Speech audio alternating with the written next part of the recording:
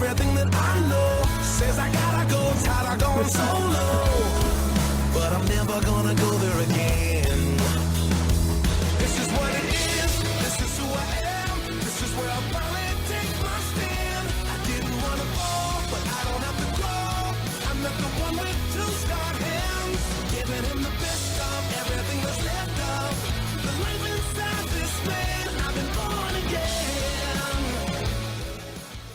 Yes, good morning, everyone. Good Saturday morning, or whatever time it is, wherever you are when you are watching this. You are listening to and maybe even watching Fresh Black Coffee. Hi, Dave. Hey. Randy, how are you? Fine, how are you? I am well, thank you. And you know what, Dave? Randy, would you speak again? Hello. Oh, okay. I think we do need the...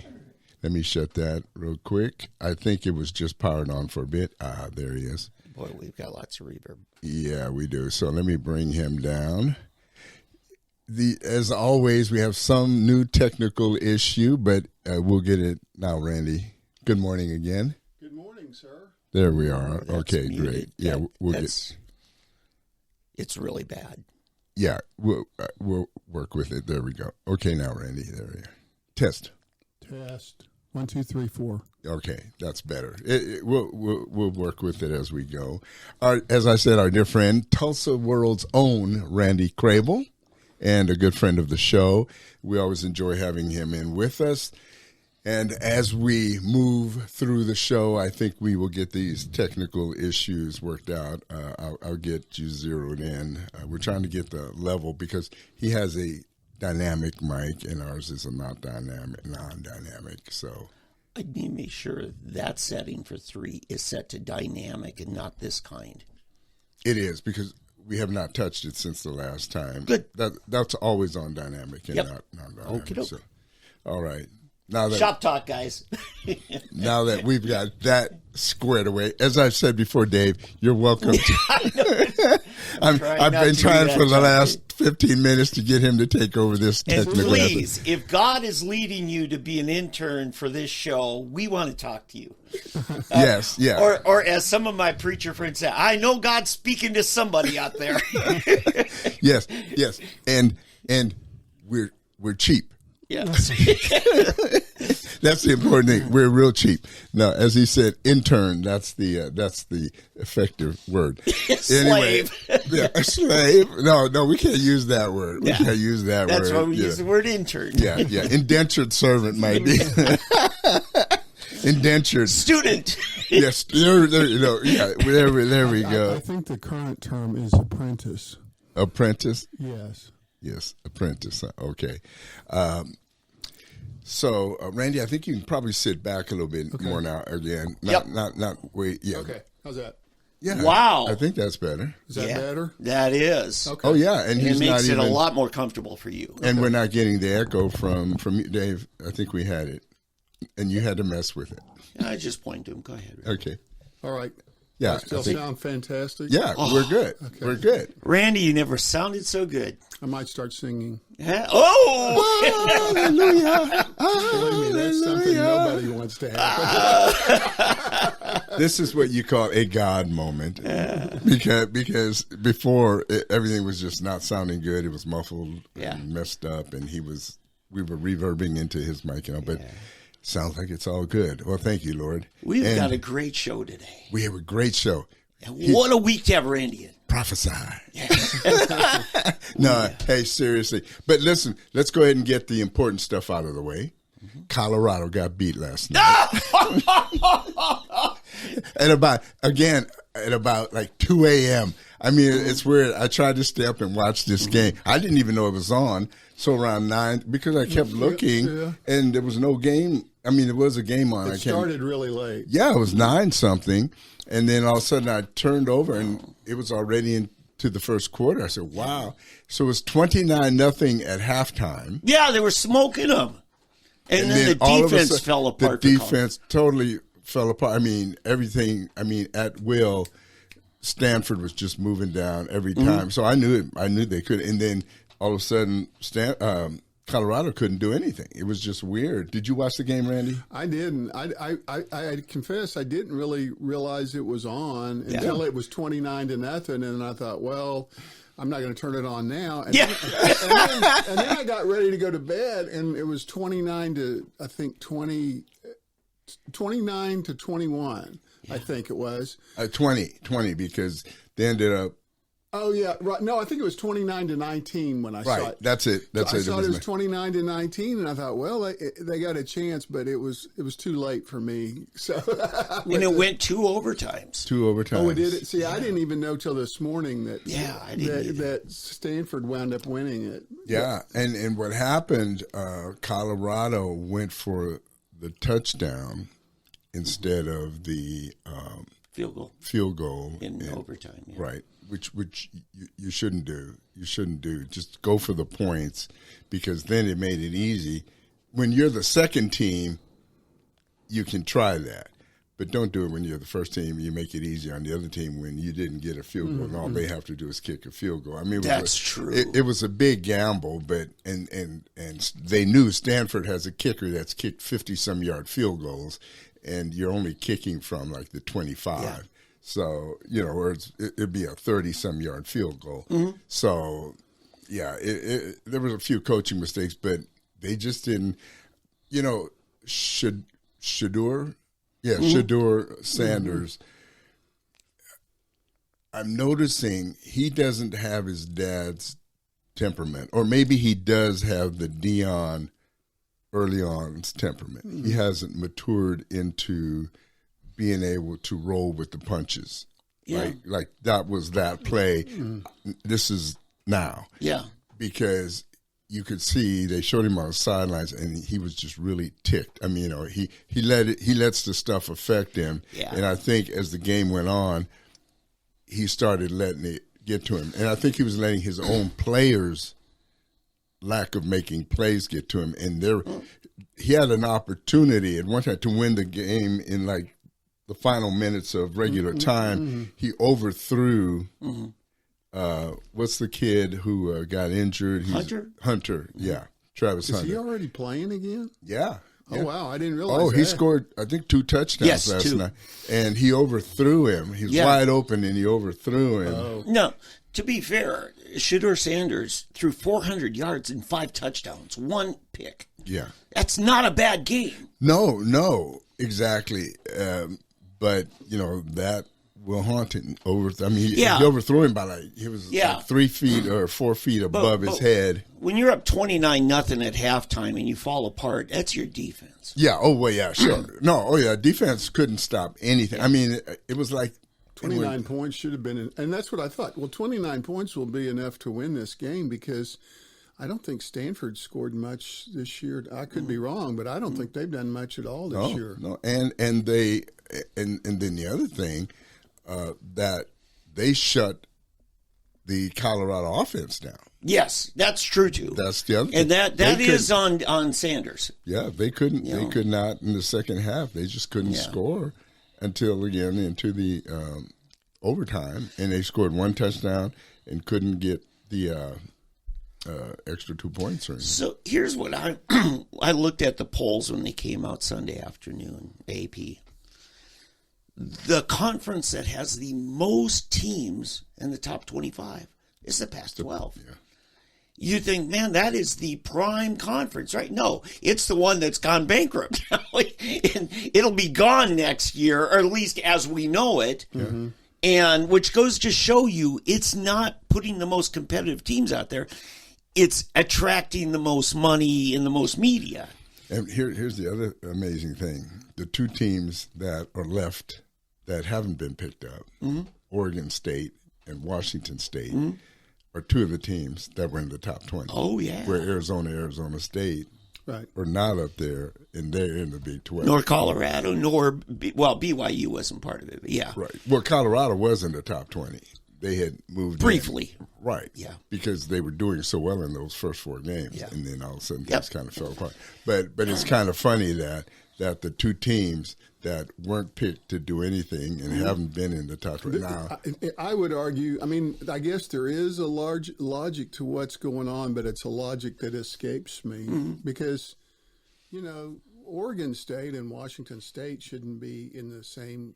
Well, I guess at one point they were talking about them going into the Atlantic Coast Conference, but otherwise they're going to be, you know, playing with Boise State and some of those teams. Right.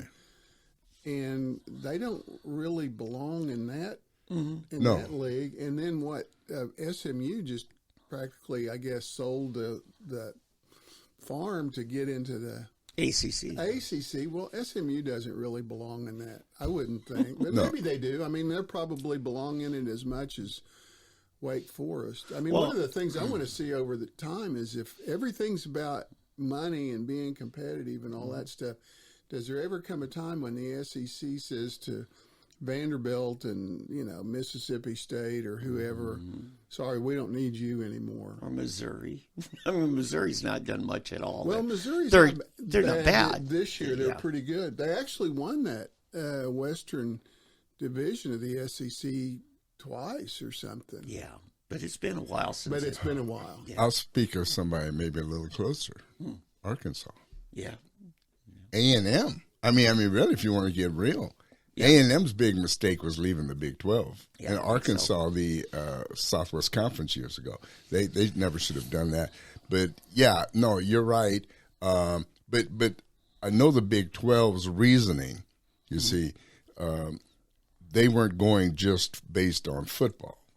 They're going based on basketball. And so you've got, you know, and these other schools are great. You know, Arizona, always good basketball. Now, the problem with that is that they had to take Arizona State. Yeah. Because the state wouldn't let. Right. It's the same border regions over both. Yeah. Wouldn't let them take Arizona without Arizona also, State. Arizona State's the one that's in Phoenix. Yeah. I mean, basically they're in Phoenix. Tempe. Right. Yeah. Right. So, you know, Phoenix if you is a want this huge- one, huge you're going to have to market. take this one. Yeah. And so that's why. Now, the one that's kind of interesting is Stanford. Now, Stanford, I guess, is going ACC as well. Is it Stanford or Oregon State and Washington State? Did they take three? And SMU. But they didn't take Washington State and Arizona. And Oh, right. Not those two. It was Cal. Oh, Cal. That's Right. right. And then SMU. Now, I got to say with SMU, it depends what oil prices do. Right? Because they bought a championship in the 80s and then got the death penalty for doing it. But now it's legal. Yeah, but you know they scaled back so much after that you know they fell below TCU really. Oh, really? Oh, yeah. They fell way down. They did. So, okay. So, wait a minute. So who's left in the pack? That's not. Just the two. Just those Oregon two? State, Washington State. Okay. So, Stanford and Cal are going where? to ACC. Oh, those are the ones going. So there's. Oh, okay. That's interesting. And SMU. Mm-hmm. Yeah. So Oregon State, Washington are just blowing in the wind. Wow. Okay. Yep. And it's interesting that those are the two teams this year, football wise, that are doing well. Yeah, I think someone like San Diego State is probably ready to move in with those two leftover pack teams. Maybe Boise's got the legacy, maybe. Yeah, but man, that's such a step down. Oh, it is. For those. You don't take the entire Mountain West. I think you skim off the top. Yeah. You know, but since essentially you're going to now have only four BCS teams. Right. There should be room for one, you know, to keep it at 5 BCS. Yeah, and Fresno State is another. They could to make it. They could elevate one more, you know, conference into a BCS. Yeah, they could. You know, I'll tell you where I think we're headed. I think we're headed into a British system, like the Premier League. Mm-hmm. Yeah, we promotion and relegation. Exactly. Yeah, I don't know how that would work exactly. And there's some of that those Western schools, I think, that are playing around with that idea. I don't know any of the details, but, and of course the schools have all changed so much. Some of the schools that were nothing or didn't even exist, 40 years ago are now pretty big. I mean, even like University of Central Florida's got like 50,000 students or something. Yeah. Right. You know one that blew me away, UT San Antonio, 70,000. I didn't know it was that big, but I know 70,000. Texas Tech only has 60. UTSA has 70,000 students. And of course Texas Tech, that includes, because they have a campus in San Angelo now. Oh, they do. Yeah, they have a.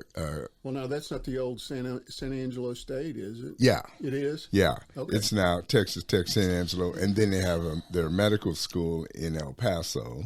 They've got a veterinary school up in Amarillo. Yeah, really. Yeah, they're expanding. Part of it is the way the legislature divvied it up. There's really only 3 systems. Right. There's Texas, A&M, and Tech. And it used to be just Texas and Texas A&M. Right. I didn't know that they had done the same thing with Tech, but they pretty much told them all you have to pick one. Now, you still have some of those schools like Texas State and Tarleton State. I don't know how they. In North Texas is another one. And North Texas is another one. I don't know exactly how they fit in, but I can remember. It used to be there was Pan American. Well, now I believe is it UT Pan American or Texas A&M? I don't know, or they call it something else. Yeah. And the NCAA will not tolerate it turning into a farm club system. You've got to. You can't be cherry picking the top people from San Antonio go to Lubbock. We only allow that in Tulsa public schools with Booker T. Well, I guess, except I don't know that it's working very well. At least for football. Yeah, it's true. Yeah, it was. Well, anyway, that's a little football news. Oh, by the way, I do have to give props though to OSU. On a good win last Saturday. It was. I sat and watched them. I have to say, as a Red Raider, guns up. I do root for OU when they're not playing Texas Tech. Yeah. But my heart a little bit goes more towards OSU. I do too. Because OSU is kind of like the Texas Tech of Oklahoma. Yeah. The other guys. Yeah. You've got Texas, and then you got Tech. It used to be A&M, but Leach took care of that. Yeah. He beat A&M like a rag doll every year. Yeah. It was just like they didn't even care. A&M became Rice to Texas Tech. When Leach was there, he just whipped them like they stole something. Isn't it true? Tulsa here, where we sit, has got more OSU alumni than any other city. Right? We're kind of that used to be. I don't know if they. I haven't heard any numbers lately, but OSU. I mean, Tulsa used to be considered an OSU town because it was the closest. It was the closest state university to Tulsa, and so I remember I went to school over there in the 70s, and it seemed like every person I met went to Tulsa public schools, and specifically it seemed like they were all Memorial graduates or something. I mean, but everybody went to. It seemed to have gone to Tulsa in those days. Jinx was just starting to get big, and Union was just starting to get big.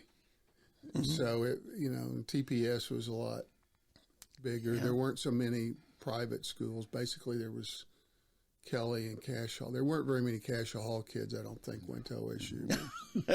No, but returning to the original thought that I had. Congratulations to OSU on a great victory last weekend. I enjoyed it thoroughly, and congratulations, Mike, and the rest of the OSU team. And I hope they continue to do it. It's always good to have two teams from the state represent, and the more Big 12 teams we have represent. My allegiances are always to my school, then my state, and then whichever team is doing the best in the state, and then after that, the one that. So, for example, like when Tech has a 8-2 record, I don't want them to beat OU. Right. So if Tech is playing OU is like 10-0, and they're playing Texas Tech, who is 2-8, right? I'm not going to root for Texas Tech because all we're going to do is keep the Big 12. Yeah, be a spoiler. I mean, come on, it doesn't help anybody. What we want is the Big 12 to be the conference, because what is it? The one makes all ships rise, or how's that saying go? Rising tide lifts all boats. There you go. The rising conference lifts all teams. I like the way back when Pogue was quarterback at OSU. This is 20 years ago. He was at a FCA event, Fellowship Christian Athletes, and one of the kids that was there said something about the OU-OSU rivalry to him. He says, listen, I'm OSU all the way, but I hope the Sooners win every game except the one they play us. And that's a point here about psychology. You ever watch how people get bitter when their team gets upset in the playoffs and they want the team that beat them to lose? I'm like, no, you don't want to lose to losers. You want to lose to winners. Right. And and it's a crazy thing about the bitterness that can overwhelm us, because it's not just in sports.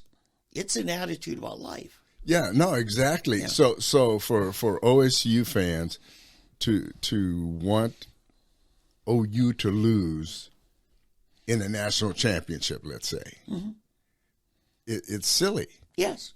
Because, or even Texas, like when Texas was playing USC years ago, for Texas Tech or Texas or OU fans, or when Texas was with Vince Young. Yeah.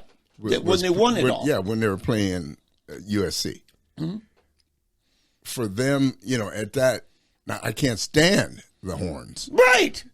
But when they were playing USC, I was a Longhorn. I was this way all the way. Our conference. Yeah, because they were representing the conference. Yes. And as the conference goes, that makes me look better because especially if we beat them that year or something, you know what I mean, or played them a tight game, and things like that. So I'm not one of these, I just hate you because I hate you. You know what I mean? Because you're my conference rival or whatever, unless you're Texas A&M. But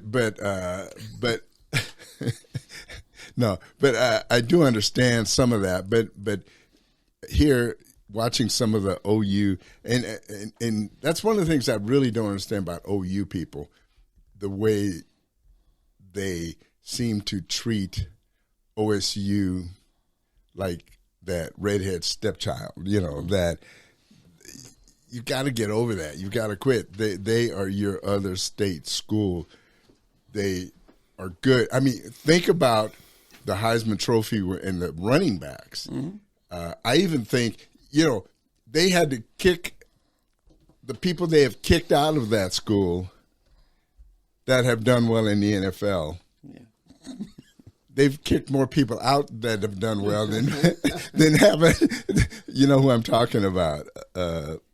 What's his name in particular? The Cheetah. It was a Kansas City, is in Miami now. Okay. Oh, right. Yeah. Hill. Yeah. Tyreek Hill. Yeah. I mean, unbelievable. I mean, he was unbelievable. You remember that game where Stoops decided to punt? He took the penalty. He took the penalty, punted, and Tyreek ran it back and won the game. Yeah. I mean, that will forever be etched in the minds of OU people. It's like one more, and then we'll get to the serious news for all you can. You thought we were talking politics today. No, this one here, this is the funniest one. This one I will never forget this, okay? does the name Danny Amendola mean anything? Yeah. Okay, Danny Amendola. He was a wide receiver for Texas Tech. Ended up playing for Detroit, and then, that was his end, but he was with the Patriots for a while. But anyway, so Danny Amendola in an OU game. This was under Leach.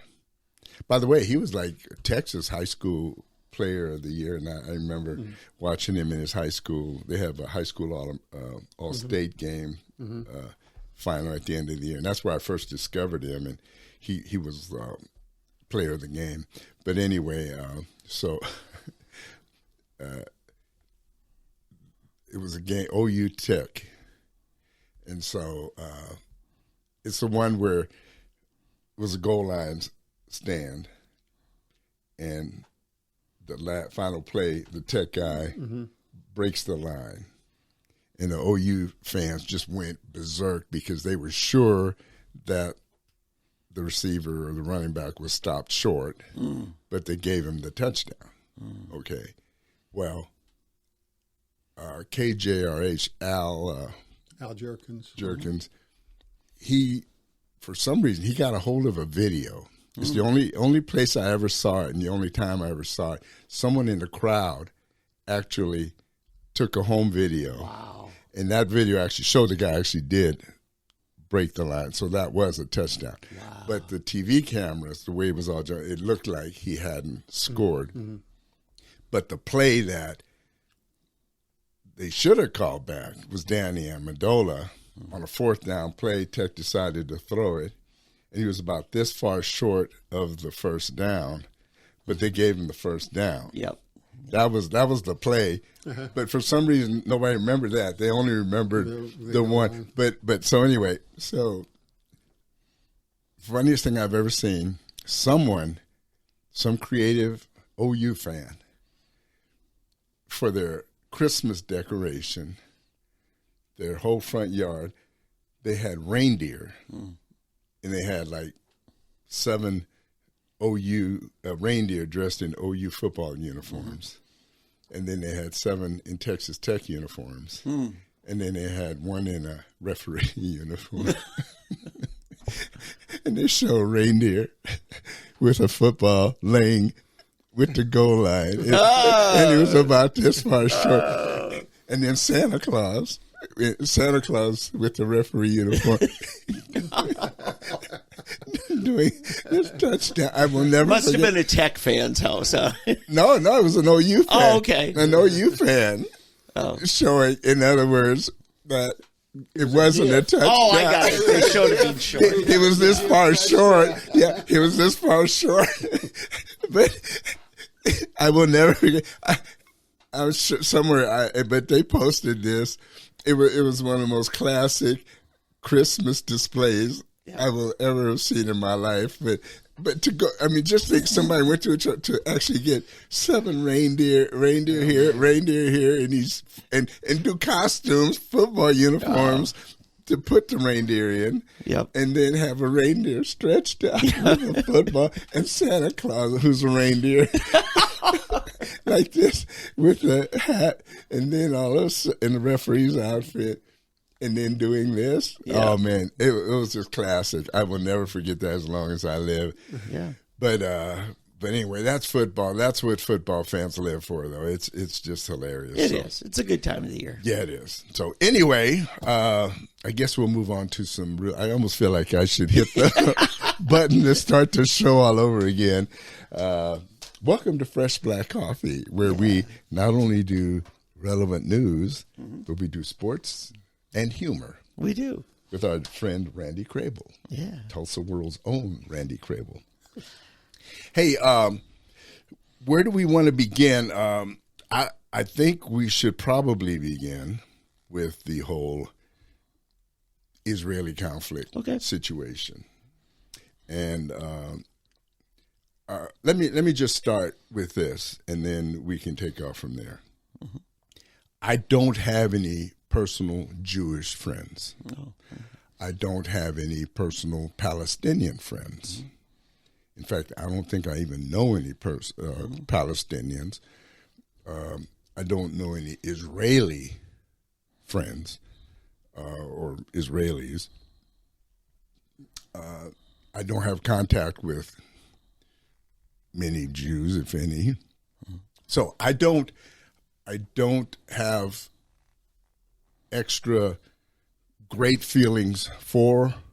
I don't have any feelings against either one. They're citizens. They're fellow citizens of this world. Okay. I feel about them like I feel about you honkies. No. I feel like that's not racist enough. You call him a name. That exactly. is racist. I'm just that's what we call black privilege on this show. That's what they picked up on it. No. I can tell you, I have been called much worse than a honky. I can imagine. Yeah, we have a whole lot of names for you guys. I never have figured out if that just where that ranks on the on the scale. Probably about like Cracker. Yeah, Cracker, Chuck, Mr. Charlie. Like, okay, so what's your point? Yeah, exactly. Really? That's the attitude that we need to have. Exactly. Going the other way as well. Yes. Yeah. But anyway, but so, it's one of these things. Listen, when I run into a Jewish person, a gay person, I have clients that are gay. They come in, we're good. But I have to say, I probably told this story. One of the best friends I've ever had in my life was gay. Okay. We used to sell pretzels at the LaSalle University in Philadelphia. We used to sell pretzels at the LaSalle football games. We did everything. We went fishing. We went all over the city together. We did, we just hung out all the time. He taught me how to dance. Yeah. We were just, in fact, we were so close that my aunt and uncle were afraid that I was gay. And when I came home and they showed them a picture of my girlfriend, it was like, no, seriously, and I didn't even know he was gay. He was a choir boy. He tried to get me to become a choir boy in the Philadelphia, in this big diocese there. But, he was, and I told him we would all, I probably told this story once, I think, didn't I? Yeah. How, after I became a Christian, I wrote him, and he went to St. Mary's University in San Antonio, and I wrote him and told him that I had become this born-again Christian, and he told me he couldn't be my friend anymore. I said, what are you talking about? He said, because I'm gay, and I can't be your friend. And I said, man, I love you, dude. You're my brother. I'll always love you. We'll always be brothers, and that doesn't mean anything, And he said, no, I can't be your friend. And it's so funny because the gays have this term, and you always hear homophobe, but it was he who rejected me versus me rejecting him. I never, ever rejected him. I never would. We were like brothers growing up there in the inner city, And like I said, he never made any attempt or try to be affectionate with me. We were just brothers, and that was his lifestyle, and I had mine. But he rejected me after, I told him I'd become a Christian. I was okay until I became a Christian. It's a believer. It's just the funniest thing, and yet we're the ones who are accused of being the ones rejecting. But anyway, I'm the one chasing the rabbit now, so I'll come back. So what I'm trying to get at is I don't have any special feelings towards Israel or Jews. I don't have any special feeling or ties to the Palestinians. I try to look at this as a totally neutral person, a citizen of this world. And I don't understand why other people who should have the same posture don't see things as a neutral observer, that when one group of people lobs hundreds of rockets into a country or a city and then comes in, attacks, kidnaps, murders, and rapes women and children. The butchers. Yeah. Whatever you want to call it. And then all of a sudden, they are seen as the victims. Right. What in the heck are you looking at? I mean, what makes your mind so messed up that you don't see that? And then, because that is when I look around and see these protests in all of these cities, it's like the attackers have become the victim and the victims are the perpetrators. Mm-hmm. And then I hear the whole story of the oppression over the years by the nation of Israel. But people historically don't understand that the Palestinians have been, the Jews have asked the Jordanians, the Saudis, the Egyptians, all of these other countries to give them a homeland in their nation. For example, Transjordan, if you go over or to Saudi Arabia, there's nothing but sparse land that could be carved out and given to them. But these countries will not take them. They will not let them in. They don't want them. They said, no, you must have them there. You got to keep. They don't want them either. It's kind of like Palestinians are the N-word of the Middle East. Well, if I could say, they've actually been called that, and you're right. It seems like nobody wants them. I think I think one of the things that is so difficult about the Middle East is that a lot of things can be true at once. And so it can be true that what Hamas did is just really pretty unforgivable. It can also be true that the Palestinians have been oppressed for many years. You know, it's their homeland. I mean, I have a kind of, and I am not an expert on the Middle East. In fact, sometimes I just kind of think, and I think a lot of Americans probably do this too. I think there's no solution. And there's so many different groups and everything. It's hard to keep track of them. And there's, you know, all these alliances but I mean, this is not a very popular thought. But you know, one reason we have that problem, we have the tension in the Middle East, is because the rest of the world, and especially the Europeans and then the Americans, never really treated the Jewish people like they should have. Mm. They made them outcast for centuries. And so then we came to the ultimate situation during World War II. And what was the solution? Well, it was to give the Jewish people a homeland in the Middle East that, you know, displaced these Palestinians. Now, you know, I think Jewish people have been going back into the Middle East for a long time. And, of course, there were some, I guess, that never left.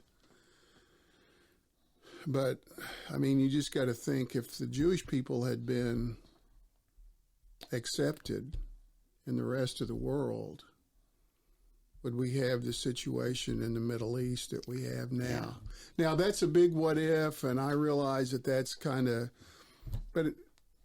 now, as far as the current situation, holy cow. I mean, everybody is, it's a terrible thing for everybody, because you have these Palestinians that are, you know, civilians that are being, you know, killed. Mm-hmm. And it's easy to say, well, they let the Hamas run it's not really a country, it's just an enclave there. But, you know, I'm not sure how much say-so they have on that. I mean, Hamas, they haven't had elections in over 10 years. Yeah, it's over 15 years now. And so it's just, you have all of these different, and maybe that would have happened no matter what, but you have all these competing, and of course Hamas is in league with Iran, and the Saudis and Iran hate each other, and and then you got Hezbollah in Lebanon.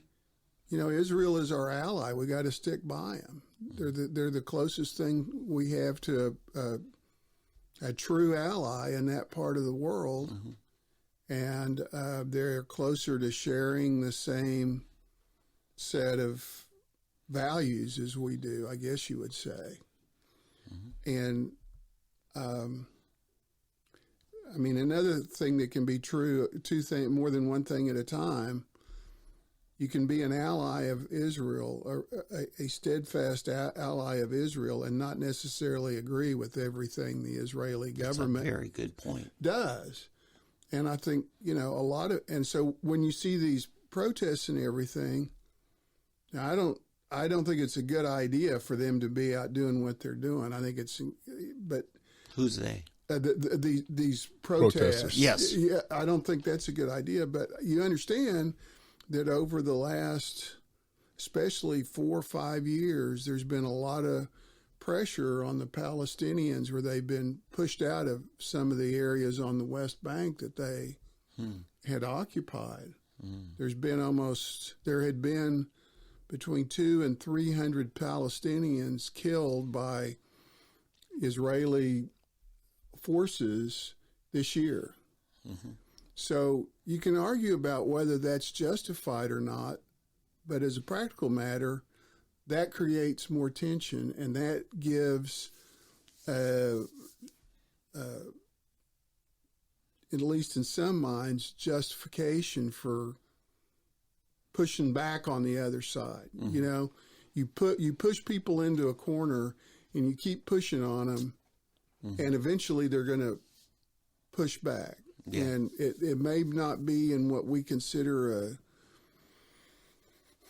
a justified manner, but that's kind of a history of mankind. You pick out a group, and you push them, and you corner them, and you kind of, and then when they finally push back, you use that as an opportunity to crush them. Yeah, I think 2 examples of a point you made early in this about how the Europeans made a homeland for Israel eventually. Now, was that out of love, or was that out of get the heck out of our country? I look at what happened. The Libertarian Party was organized in Oklahoma largely by the Republicans in the legislature that didn't want that influence in the Republican Party anymore. Or the southeastern United States that kind of said, hey, Cherokees, Choctaws, why don't we give you your own homeland where you can go live and be self-governed? And they just wanted them out of our state. Yeah. It's not necessarily love. It's like, I don't want you around. See, there's a historical problem with those views. Here's the issue. In AD 70, okay, there was a temple there. Yeah. It's an Israeli temple. There was an Israeli city of Jerusalem. Jerusalem was Israeli for 2,000 years. Titus came in and Emperor Titus raised the whole city and basically drove all the Jews out of there and left nothing there. That's when the void came in.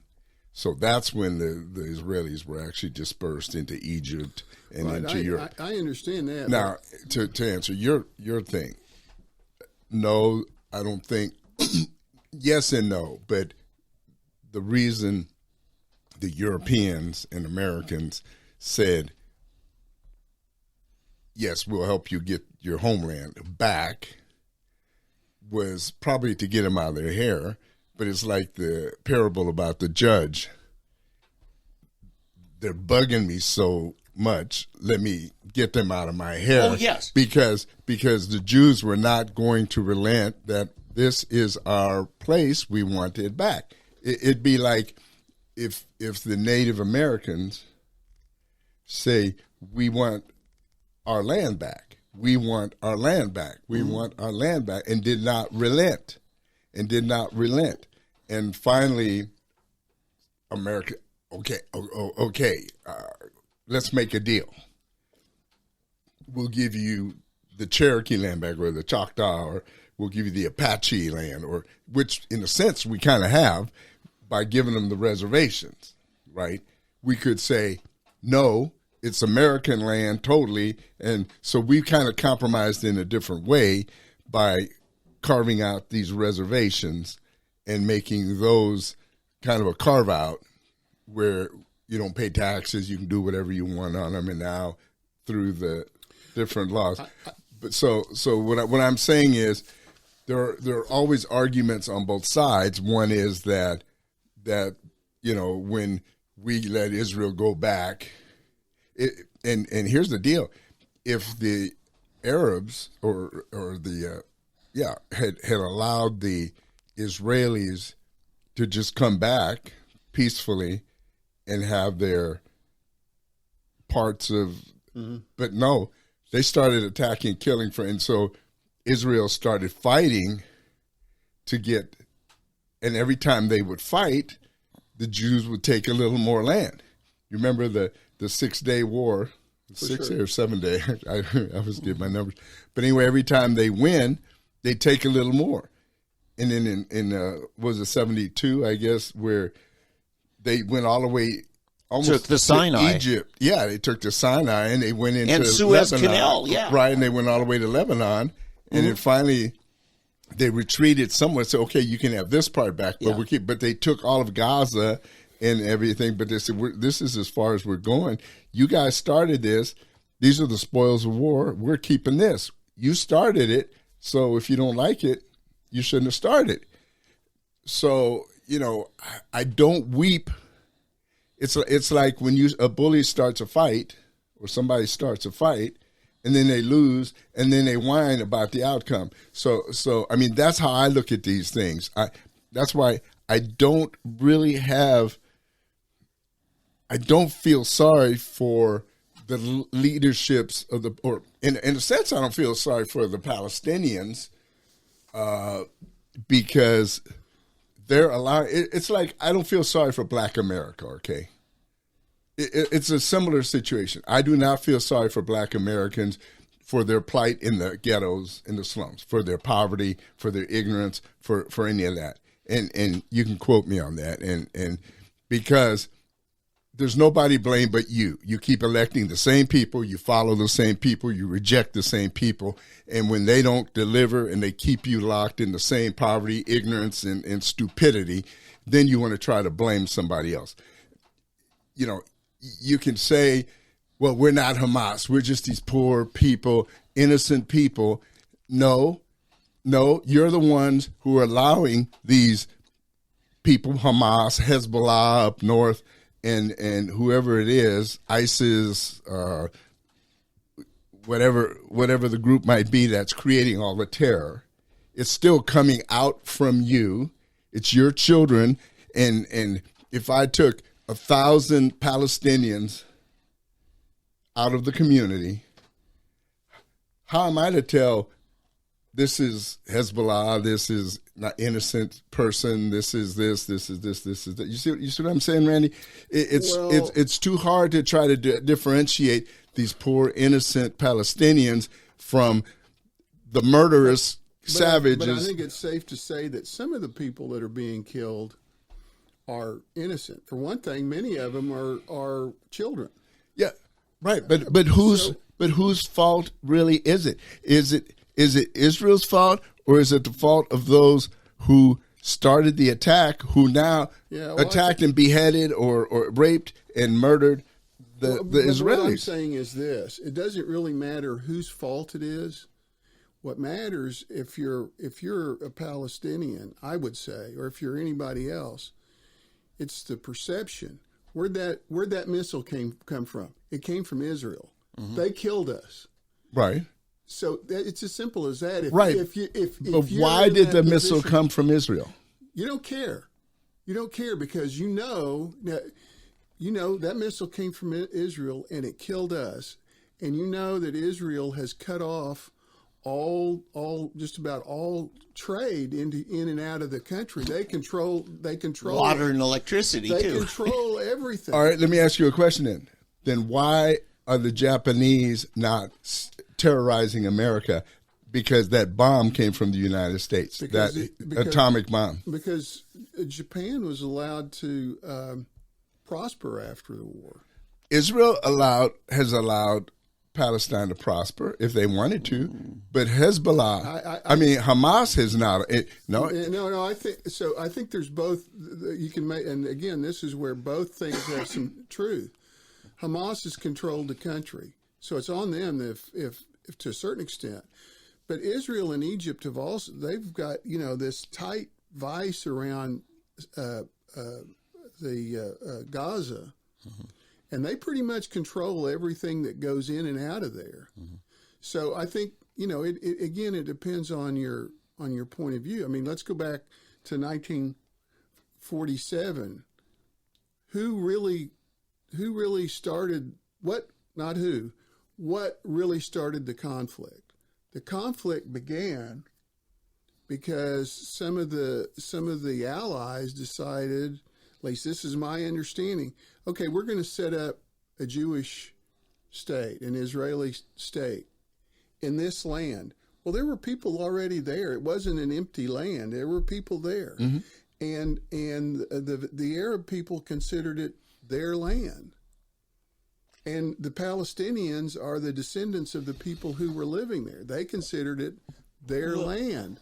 And so now, and then to go back even further, my point was, and I don't know this, I'm just putting it out there to think about, if the Jewish people had been accepted into the rest of society, would their desire and need to go back into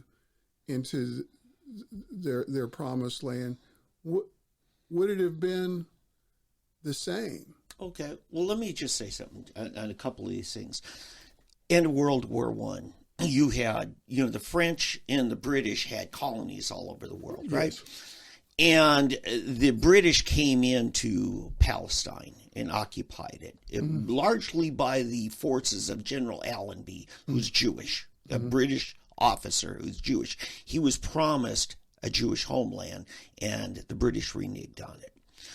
When the French got taken over World War II by the Nazis, they lost all their colonies, including Lebanon. Well, we freed France, but we told France, you don't get your colonies back. They get autonomy. So they lost Lebanon. So it was the French largely that pressured the UN to set up the Israeli homeland. So there's a little bit of that French-British under it. But here's the other, I know you're going to want to say something, but if you can hold it just a second on this.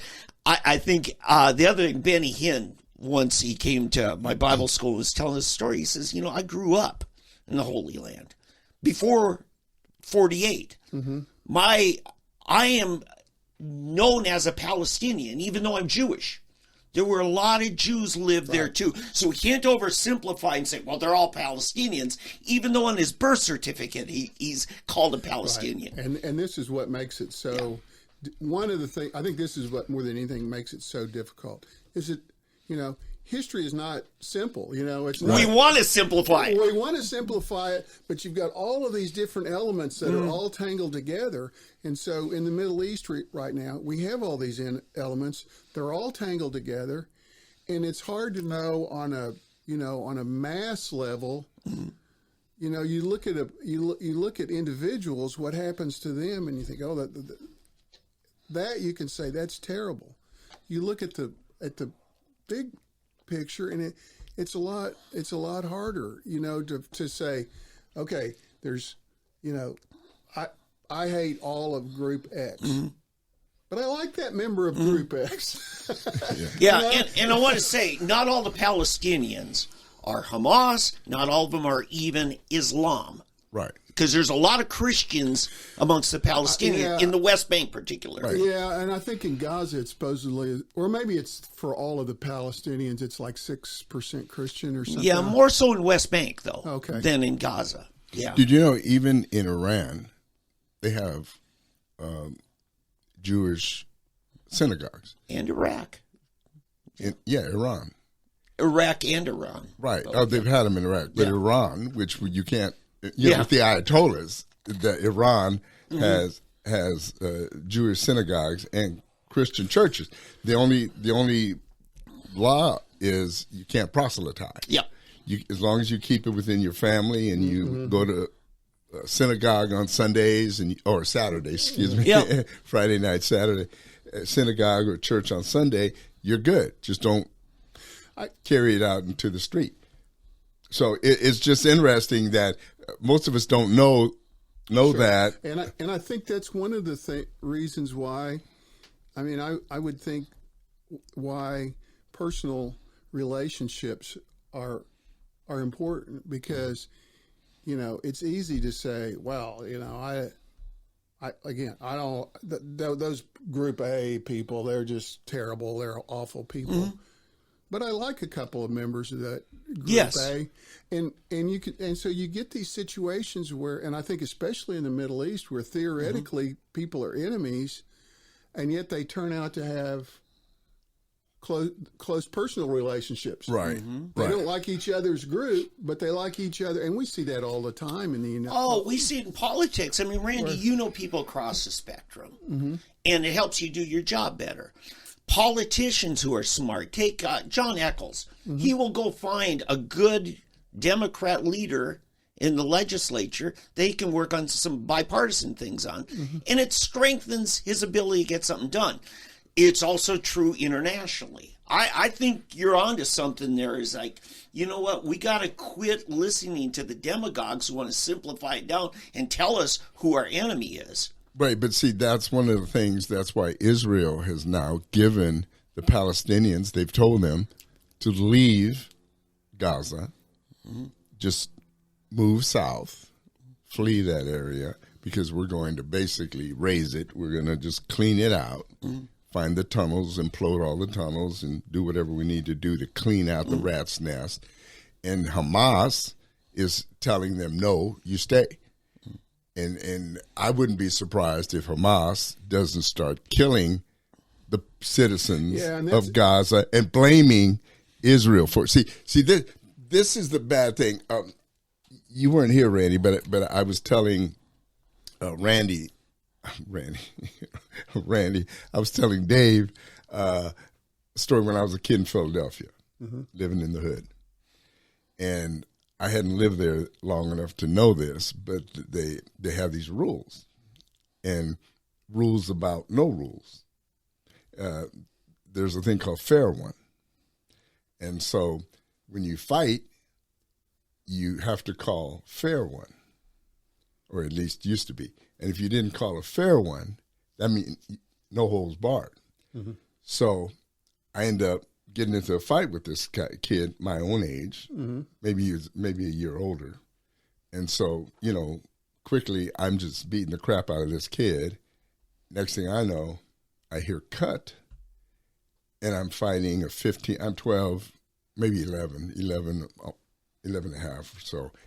Anyway, I'm fighting like a 15-year-old kid, looked like Muhammad Ali. Next thing I know, man, he's just beating the crap out of me. I didn't realize that you could do that. I'm sitting there fighting was this a tag team deal or something? Well, yeah. I mean, and I didn't know that you could do that. Unless you called for a fair fight. Yeah, you have to say fair one. For fair fight. Yeah. So what I should have, if I had known, I would have said fair one. When the guy said, "Oh, you want to fight?" I said, "Yeah, fair one." Then nobody could jump in. It just had to be me and him. And when I beat the pulp out of this guy, it's over. But because I didn't say fair one, this big kid could jump in and beat me. So what bothers me is that there is not a fair one going on when it comes to the United States, when it comes to Israel, particularly those two nations. There's no such thing as a fair one. I don't know. I mean, I don't want to go into Ukraine and Russia, and I'm going to just stay to those two right now. And so anytime the U.S. gets involved in something, we get hit by terrorists, but as soon as we retaliate, women and children. I mean, instantly, oh, we just, or what was that place, Abu Ghraib? You know, we did what basically frat boys used to do. You know, they embarrassed them. They had them in their underwear and were taking pictures or spraying water on them. I mean, we humiliated them, and it's like the worst crime in the world. And they discharged people from the military because they humiliated them. What fraternities do all the time. You know, and we made capital crimes almost out of stuff that are done on college campuses every weekend. So, and now the same thing is going to happen with Israel. If Israel does anything to women, children, if it's accidental or not, it's going to be all over the papers, all over the world. People are going to be marching.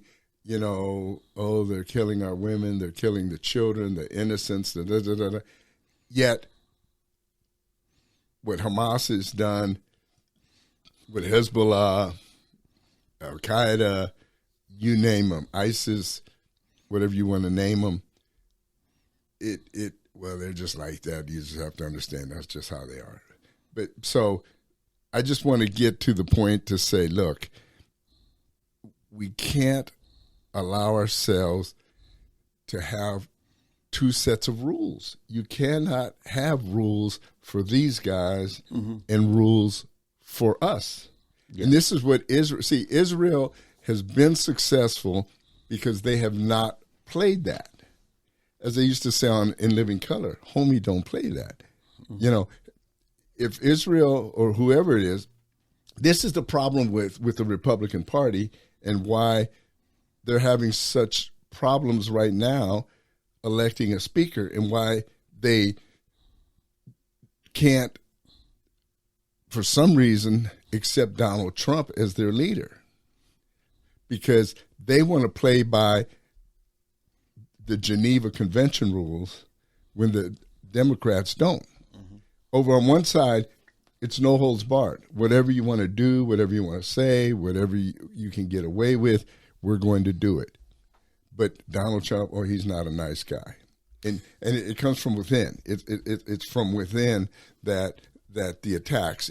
The Democrats don't have to do anything. In Israel's case, the outside really doesn't have to do anything. They can let the media, their own people. They have people in Israel. The other party is already ripping them to shreds. So here's the interesting thing: is that if you talk to people with a different, from the quote the other side, they will say the exact same thing except in reverse. It's the it's the other guys that break all the rules, and we try and in the particular case that that we're talking about or here. I'd say, again, a couple of things that are contradictory. One, I don't think there's anything wrong with having aspiring to higher standards than the other guys. I don't, and there are even some practical reasons for that. Two, whenever you get into conflict, that sort of stuff is going to happen. And you've got to expect it. And you've got to understand that if we're going to go out and get involved in some kind of a conflict, people are going to get killed. It's going and some of those are going to look bad on us, and we're going to have people who are going to misbehave, and they're going to lose discipline, and they're going to do things like they did at Abu Ghraib. And you can argue about whether it was right or not, but apparently it was against regulation. They did things they weren't supposed to do, but it seems to me, and I've never been in the military or been in war or anything like that, but it seems to me like you put people under that kind of pressure, and they're around that kind of violence and and that sort of thing, it's going to affect their behavior. Sure.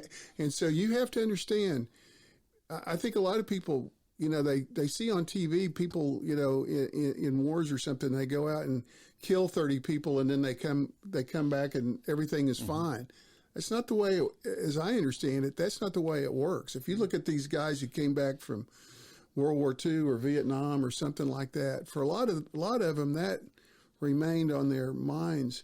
So again, all these things are so complicated. Yes, we should try and set a higher standard, but we should also know that may not be the way the other guys play. That we're going to have people who don't meet that standard. Right. You look at the Revolutionary War, Lexington and Concord. What the Minutemen did was essentially terrorist warfare. I mean, it was duck run, and the British were marching in formation with red coats on, and then they's like, how dare those Americans shoot our officers? Officers are supposed to be off limits, and so everybody's got their rules where they think everybody should conform to the way we fight. Well, the other thing, and getting to that too, is who is setting these rules of engagement? It's generally people who have never engaged. Well, that may be true, and let me. So, in respect to the Palestinian. Israeli thing, but really in everything is that you'll have some people who are part of the group who they have some sort of semi-idealistic reason for what they're doing. They get convinced that, okay, I'm in Group A. These people over here in Group B are oppressing me or cheating me or killing me or whatever. Yeah. But the people in charge of Group A may be feeding that for their own benefit. And so I always, with some of these terrorist groups especially, I always wonder, okay, like these guys that are in charge of Hamas, what's really driving them? Do they really hate Israel? Do they really think that, all of this bad stuff is really coming from Israel? Mm-hmm. Or do they just want to be the guys in charge? Or are they acting as agents of other actors for whom creating this turmoil is beneficial? Yeah. And so, and so that applies to that particular thing, but it also applies to a lot of other things. Sometimes the people that are at the top of the pyramid on whatever movement you want to name aren't really the true believers they want you to think they are. They have some kind of vested interest in getting these other people to believe, we're good and they're bad, basically. Yeah. That brings me to a point. You know who Robert Malley is? The name's familiar, but I can't. Yeah, he's an expert on Israel-Palestinian conflict, and he was in the Obama administration and again the Biden administration, and he was an envoy. I know what you're talking about. The guy that was, is this the guy that was in Iran and then they had a problem with his clearance? Right. Yeah, okay, yeah. Yeah, because basically he was leaking secrets and all, and he's the one that basically brokered this deal with the $6 billion, and now it's turning out that he really may have been working for the other side. He gave away classified information. Right, gave away classified information and everything. But so we've got, there's so many problems here with what's going on with people. We have people inside that aren't necessarily on our side. And I don't know why or how it's come to this point where we have people that hate America or what we are so much that they're willing to do that. Now, I have problems with our country as well. I mean, certain aspects of our country, but not to the point where I'm ready to sell it out to, and I don't care who it is, the Jewish side, the Palestinian or Iranian side, the Russian side, this side, the Germans or whoever. I mean, there's no way I'm going to do that. I'm for USA all the way. Yeah. But we have people, for some reason, they've gotten their minds to the point where they do not want America to be the number one society on this planet, or as the Bush daddy said, the shining light, on shining city on a hill, But this also leads me to something else. You remember, what is it, about a year or two ago, Kanye West got into all his trouble because he made some comments about Jews in L.A. I mean, Kanye was speaking about, we've talked about this, about a select segment of Jews in Hollywood and in the entertainment industry, not necessarily Israeli Jews, but the ones who controlled sports and entertainment. And because they controlled his contract, his shoe contract, and all his money, basically. In the apparel industry. Yeah. Right, exactly. And so in the entertainment industry as well. And so he got under all of this, all of this attack, and they called him an anti-Semite, and he's anti-this, that. But now all of a sudden we're seeing where the true anti-Semitism is rising in America, with all of these people that are now starting to come out showing their true colors in anti-Semitism. And yet in Congress and in other places, and all of a sudden everybody's quiet, and nobody's ready to kick them out. They want to take Kanye's, shoe money away, his entertainment money away, and they called him an anti-Semite. Called him an anti-Semite, but these other people, they're just speaking their minds and, being exercising their First Amendment rights and everything. It's just funny how we are, and there's only one reason behind it, and that's because Kanye dared meet with Trump, or was more acting like he was conservative or something. There's always been, the sort of the in and out thing to do. I mean, one of the things that that some of us do sometimes is try and figure out, okay, in 20 years, what is it that we do now that seems perfectly normal will be an absolute taboo? Right. And because you think about, when I was young, it was not really taboo to use the N-word or other. It was not considered proper. Yeah, or just smoke a cigarette even was. But it was okay. Yeah. But one thing you never talked about was sex. Remember? I mean, on the Dick Van Dyke Show, they had to have twin beds and things. Yeah, I know. Or I don't know if you've seen this. The first episode of Leave It to Beaver had to be delayed. They didn't show it until sometime later because they had to recut it because it showed a toilet. Oh my God! And so, pregnant women were not seen in public. So now you can talk about sex all you want. Yeah, and genitals. I mean, no, you don't mention. But some of these other things, you can't talk about. Now, I'm not saying it's good, bad, or indifferent. I just think people ought to be honest, but you don't have to be gross about it, right? Right. But there are always, and it's not a recent thing. I mean, it's just you go through these cycles where we seem to create these things that you just can't talk about that. Yeah, cultural norms. You just can't say that, but they always change. Yeah, they do. And if you're leading the culture, such as Kanye has been a very big influence on culture, and all of a sudden he's not part of the rest of this team, and all of a sudden he's blackballed. And we see that with a number of people. Media used to like certain people until they started covering certain things and got off the reservation. Bill Maher is having some of that now. Joe Rogan, Tucker Carlson's always been considered conservative, but there are certain people that are asking inconvenient questions.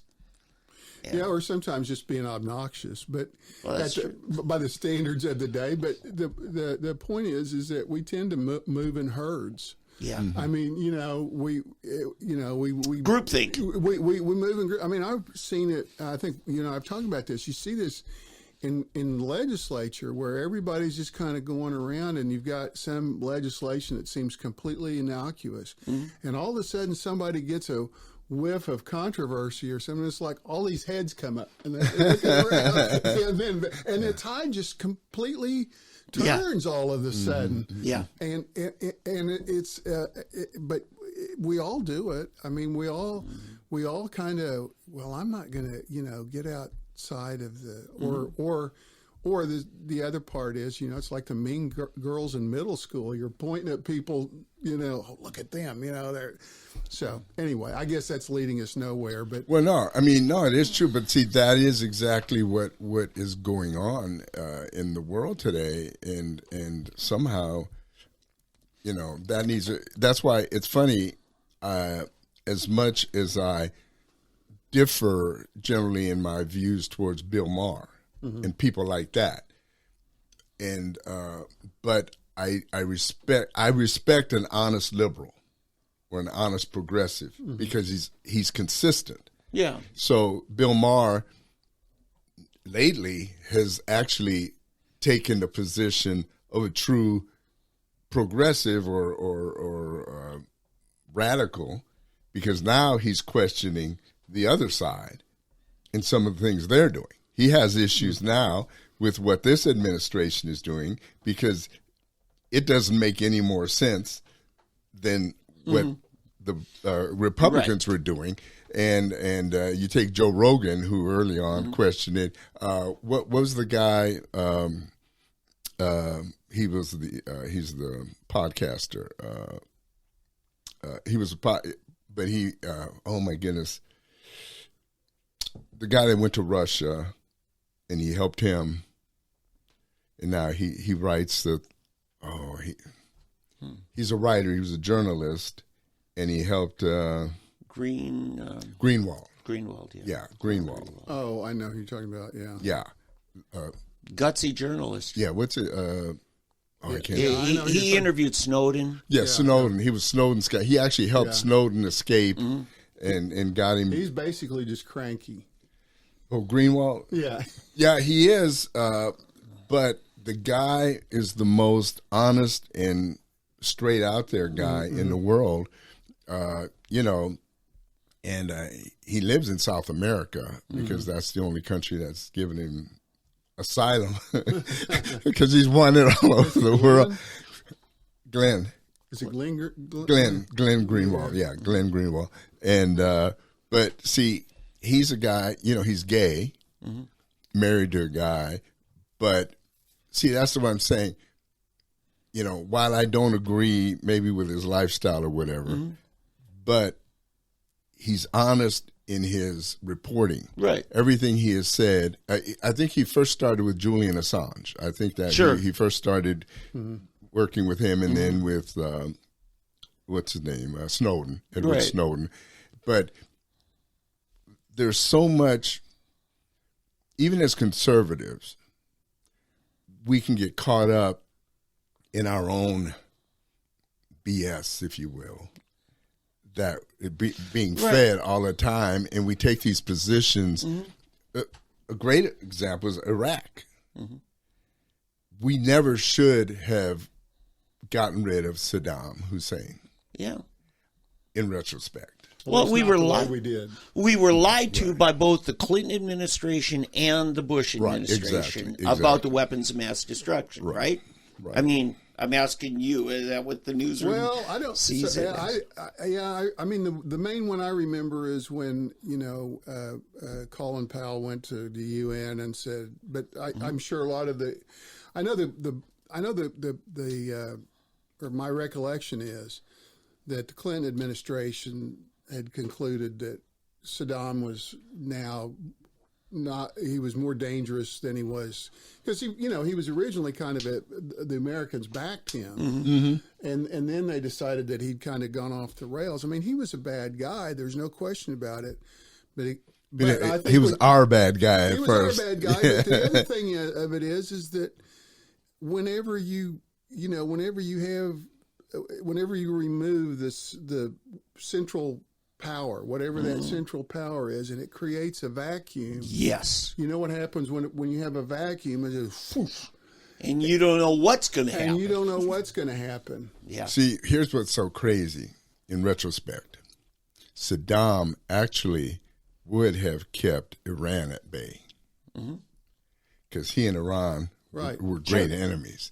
Once we took Saddam out of the picture, it just increased the power of Iran in that region. I mean, isn't that funny how that works? Right. You go to my earlier example about when we told France after the end of World War II, you got to get rid of all your colonies. Well, one of them was French Indochina, which we now know as Vietnam. We wouldn't have had the Vietnam issue if it was still a French colony. I mean, they had the Indo-China War, or I mean, they were at war before. I understand. Yeah. But it was somebody else's battle. But I think, so for the United States, and this is one of the reasons everybody points their finger at the United States, because since World War II, we get involved in everybody's business, and so. And so on the one hand, like, Trump, for instance, said, well, why do we need to do that? And I think a lot of people wonder that. And I wonder that, in hindsight, in my opinion, and it wasn't in hindsight at the time, I thought it was a terrible idea. And I even more so think it was a terrible idea is to invade Iraq. We didn't need to do that. And it wound up costing us everything we poured into Iraq and Afghanistan over, because I don't know that we would have gotten as involved if we could have just gone into Afghanistan and Pakistan and figured out how do we get Saddam. If we'd just done that, maybe we wouldn't have gotten. Yeah, it's the nation building that got us in trouble. Both countries. Right, but on the other hand, if you're not involved. That also creates a vacuum, and so while we were all focused on the Middle East, China is getting down into Africa and all of this South stuff. America, and all of this stuff. So if you're the United States, your choices are, okay, we're just going to, if you do like Rand Paul wants to do, and you just completely shut all the military bases and you completely withdraw into the United States like we were. We call isolationism. Like we were before World War II. Well, that also creates problems. Yeah, that does. Yeah, and I think part of the reason we haven't had the upheaval in the United States for years is we don't have a CIA operating in the United States. We say, no, you go overthrow governments in other countries because our CIA has been very guilty. You gave the example of the 15-year-old who waded in. So a lot of people view the United States as the 15-year-old, right, and not always, and sometimes for good reason. I don't think our motives are necessarily bad. I mean, sometimes, we got involved in a lot of stuff in Latin America that was on behalf of corporate America, basically. Sure, and that we probably shouldn't have done. Yeah, Bobby Kennedy made that a big part of his campaign in '68. Well, I had read this book a while back that goes from like the Spanish-American War up until about 1920, and it talks about all these adventures that we kind of got involved in that were at the behest of, United Fruit Company and places like that, because.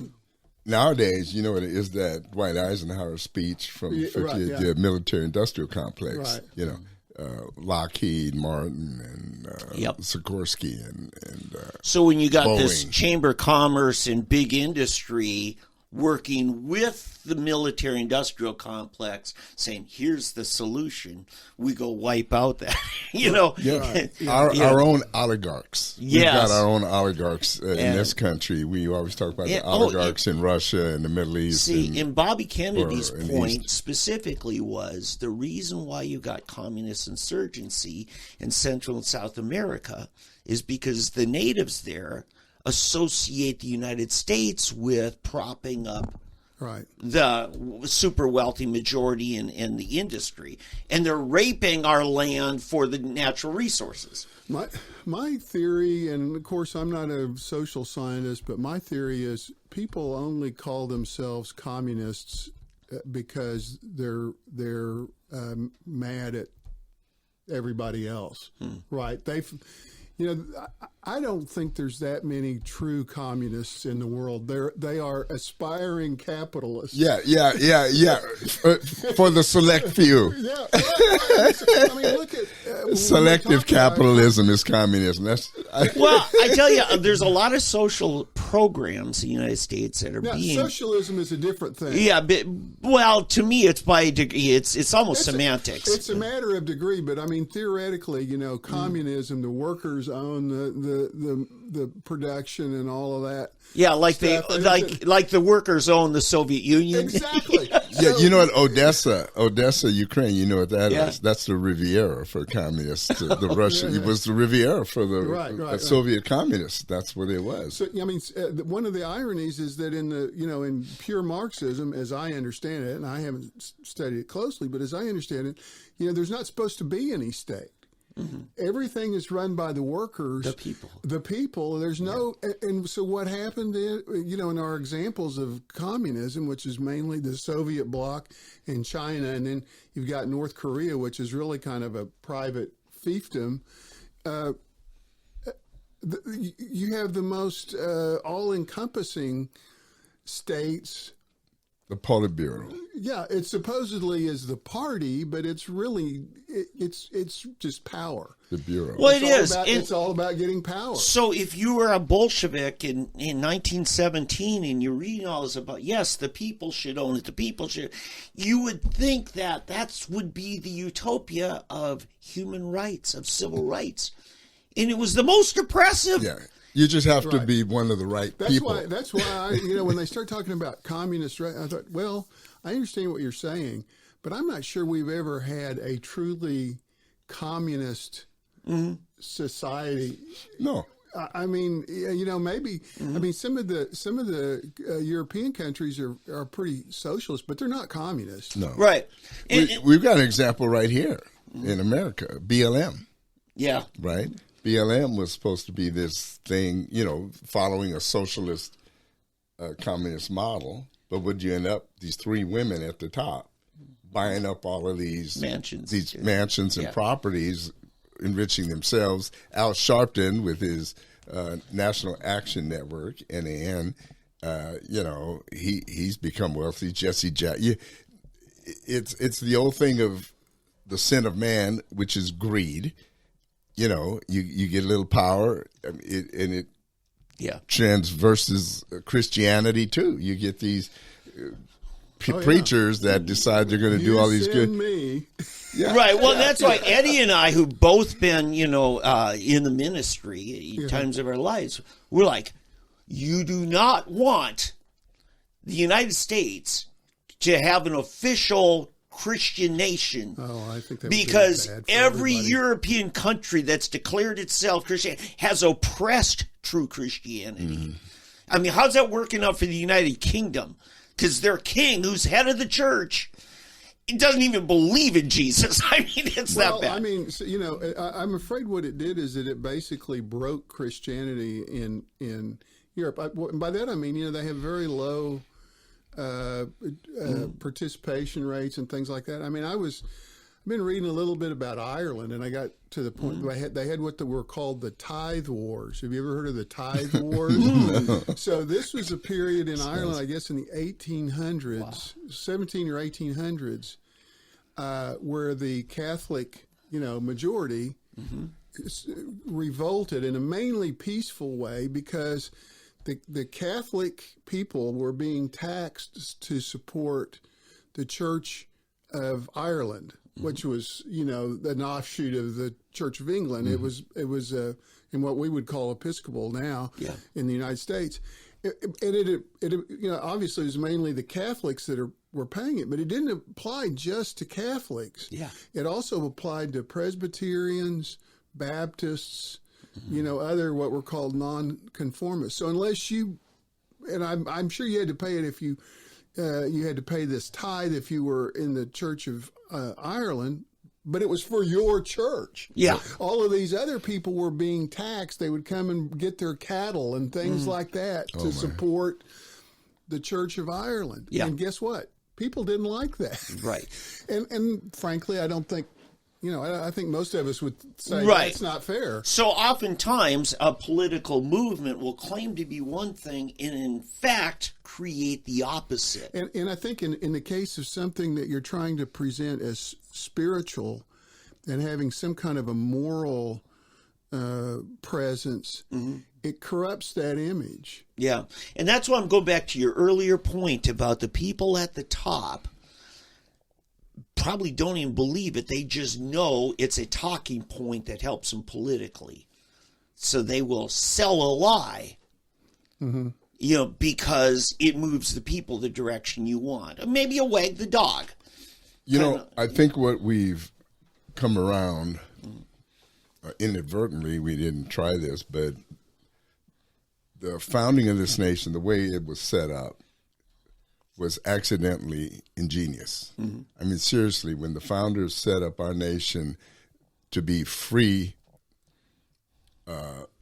of religion, not from religion. See, there's that freedom from religion society, which is not what the intent was, to be free from, but it was freedom of religion. That's the difference. There's an organization called the Freedom from Religion, where they don't want any religion involvement anywhere. That's a mistake. You need to have a freedom of religion, where everyone can decide what their religion is. That group just doesn't want. They're okay with you having your religion. They just don't want it inflicted on them. Right. Well, yeah, exactly. But they don't want it. Yeah, they don't want you to be able to share or talk about it at all. So not only do they not want it inflicted upon them, they don't even want to be. And inflicted's not a good word, but but they don't want to hear about it. It would be like it would be like me telling you, like if you say, "Oh, Eddie, what a wonderful day," or if you guys say, "Oh, did you see that? Wasn't that OU game a great, or OSU a great game?" And say, "I don't want to hear about it." If I say, "Praise God, isn't He wonderful?" I don't want to hear about it. It's kind of to that extent. And what's interesting, I think the guy that was the founder was a graduate of the Air Force Academy, and he's one that is the most vehemently. In fact, Air Force Academy of all the military academies is the one that's the most anti-religious of all the academies. It's really bad there right now, and which is a shame. I'm going to be totally logical here. I was going to say I've been to the Air Force Academy's chapel a couple times. It's supposed to be quite impressive. I'm telling you, spiritually, I just feel a presence of God in a majestic way there. That I've been to church services there. I've got a cousin who, was Blue Angels, and they all say the same thing. Of all the, you mean the Thunderbirds? Well, I'm sorry, the Thunderbirds, yes. I'm just telling you, of all the academies, that's the one that chapel has a prominent place in the skyline and everything. It's beautiful. Well, it's an ugly campus. I mean, it's the only thing. I mean, it's the only beautiful thing at the campus. But I'm just, it's the impact it's had. I've talked to people who were cadets there who have just said, no, you go there to pray, and man, it's something else. And it could be just a psychological thing because the architect, it's the world's biggest A-frame, Yeah. But, no, it is. That is something. It's beautiful. I really want to get on to Kevin Hern sometime. Yeah. I want to say one more thing about going back to the whole thing with Iran involvement in the Palestinian thing. There's been a lot of talk about the $6 billion, that we gave, and the administration is saying no, that money has not actually been released, et cetera, et cetera. They didn't need the $6 billion. Okay, it's the oil money that they've been able to get by us buying oil from Iran and the our lowering our oil. Output and making their oil sales. So a couple of things about that. Our oil production in the United States is actually at an all-time high. The United States is the number one producer of oil in the world right now. Really? Yes. Okay, I'd have to. So here's the problem with our oil and our refineries. The refineries in the United States can't refine American oil. Okay, so So in we other have words, to- we're pumping it, okay, but we're not refining it. We have to send it overseas to have it refined, and we have to get oil from the Middle East to use in most of our refineries. Yeah, what I've heard, and this has been for decades, is because of all the red tape, EPA, whatever, to build a new refinery in the States is just nuts. It's not Well, economically. the one over at viable. Cushing, if they get it built, I think would be the first one in 50 years. Exactly. You make my point. And so, that's part of our problem here is the red tape. Well, of course, refineries are an enormous investment. Yes, they are. But this is my understanding, and I've heard Senator Langford talk about this, is that most of the refineries, the most modern refineries that we have, were built at a time when we were importing almost all of our oil in the 70s and 80s, and so they were built to refine Middle East oil. Right. And so they're along the coast. And they're along the coast. And, we've got some, now I don't know, our refineries in Tulsa, those things were all originally built, 100 years ago. way back, But yeah. they've all been updated and all that stuff. I don't know exactly, but they're not the huge refineries like you have on the coast. They're not. But we've got a pipeline system that's amazing now. Yeah, well, we have a very good pipeline system, but so a lot of the oil that we're pumping now has to be sent somewhere else to be refined. Wow. Now, I think so. If they get this, are you familiar with the refinery they're wanting to build? They've announced they're building a refinery in Cushing. Yeah. And if that gets built, that could change some things. But to get back to your point, I don't think the United States is buying oil from Iran. But other people are. I saw a story here this week, where for the first time, and I don't know who it is, if it's the United States or it's the UN or who it is, they've imposed some sanctions on a couple of shipping companies in the Middle East that were shipping Iranian oil. Now, is that going to make any difference unless they actually seize the ships somehow? I don't know. Oh, that's interesting because I from what I understand, we are importing from Iran and Venezuela. Those are the two. Well, we definitely are from Venezuela, right? And so I haven't heard anything about. I think we're but no, so because we have sanctions on Iran. I mean, that's part of the deal. I may be getting this screwed up, but. Yeah. But that's part of the deal is that the oil, that $6 billion is oil money that's been frozen in accounts, and I think in South Korea. Right. And so the way that was set up was with this deal was it's in an account over here. If Iran wants to spend some of it, they have to go to some vendors. Yeah, Qatar. Well, it's in Qatar, but they have to go to some vendors who have been approved by the United States and whoever else and say, we want to order 100 widgets. And we say, okay, what are those widgets for? Well, they're to fix our hospitals. Okay, you can have the widgets. So they order the widgets. The money doesn't go to Iran. So it's a barter system. It goes to the widget manufacturer. Yeah. But of course, money is, and I could be wrong, but I think this is what most people are thinking is, well, okay, Iran is, and that money's all been frozen, is my understanding again. So they no longer have any access to it. But okay, so yes, they don't have direct access to that $6 billion. They can't say we're going to use that $6 billion and buy missiles buy or create missiles. Right. But that's X amount of money that they don't have to spend on widgets so they can use it on other things. But to the low information person, the optics don't look good for the Biden. Sure, right. No, I understand that. Right, but apparently they have enough money from the increase in oil sales to be able to fund the war in their terrorism around the world. Supposedly, and I don't know how they know this, but supposedly they've been giving Hamas about $100 million a year. Man. Yeah, and there are people who argue, and it's a valid point, is to some degree all money is fungible, right? Right, yeah. And so... Here's the tragic part of it all. the better Iranian war, the war machine goes, the better for our war machine. In other words, our military industrial complex. Well, and that's and that's always and so I guess I'm too. I don't know, but we've now gotten to the point in the United States where we have so few players in that military industrial complex that they just almost have like a stranglehold on it. Yeah. And so if you want to buy, some rockets, it's not like you can go out and get bids from, 20 companies. Yeah. You got maybe one or two.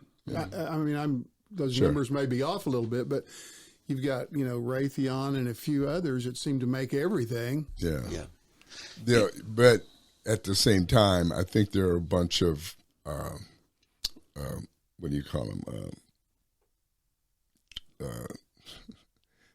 The things that go in rockets. Oh, like the components and The things component manufacturers. Yeah, right. And especially with Sure, the computer Sure. technology, you have so many of these technology companies with new developments and so forth that are Right. contributing Suppliers to it. and things like so that. so the thing to do is have the know-how. I mean, honestly, the thing to do is to be in Congress so you know where to invest in all of these things. Well, which there's companies are feeding Lockheed Martin and Raytheon and whoever they may be, because there is definitely money to be made in that segment of industry. But yeah, oh man, the world is quite an interesting place. But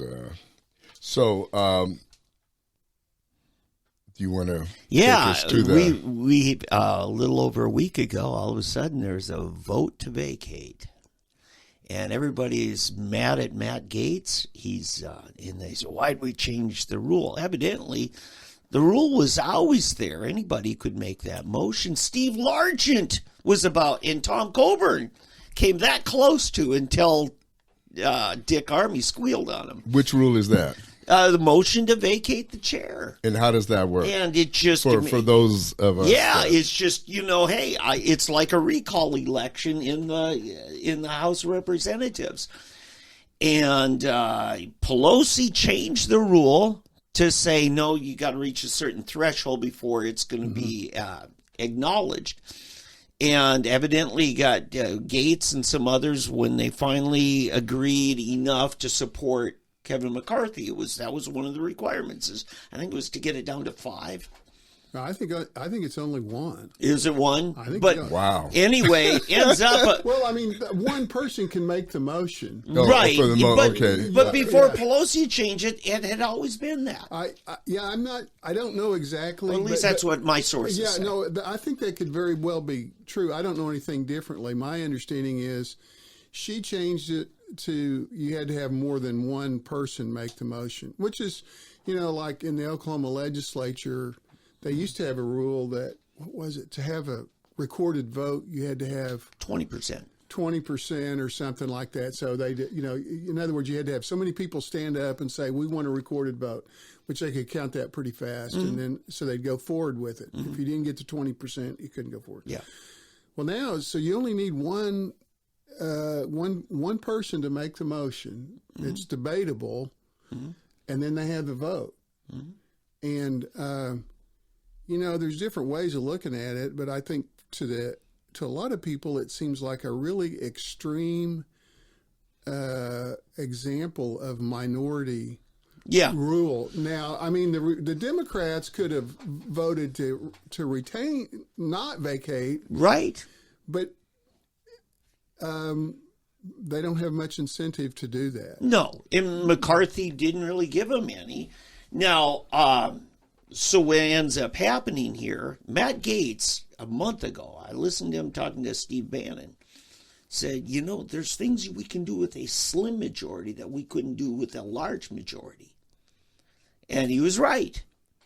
Because 8 people voted, let's remove him. And they will argue he went back on certain promises he made in order to secure the 218 at that time that were needed. So and a bunch of us were upset. Why are they in adjournment for a week? Let's just vote. Well, we find out a week wasn't long enough, was it? No, and so that's the problem. I guess Matt Gaetz was true. There's things we can do with a small majority that we can't do with a large one, and one of them apparently is bring everything to screw everything up. It's always to me that's why it would be very hard to be in a legislative body, right? Because to get anything done, it means that you sometimes have to take votes that you don't want to take. Yeah. Or just, it's like, so, about talking about football. Not every play can be an 80-yard touchdown pass. Yeah. Sometimes you have to have, 3-yard dives off of the left tackle. You have to loosen up the defense. You can do an 80-yard successfully. Over 45 years ago, I covered a high school football game in which one team had a 80-yard, 20-play drive that took the entire third quarter. It was not inspiring, but they got to the goal line and they won the football game. Yeah. So sometimes, and Tom Cole talks about this, he's an old football player, and he talks about, sometimes you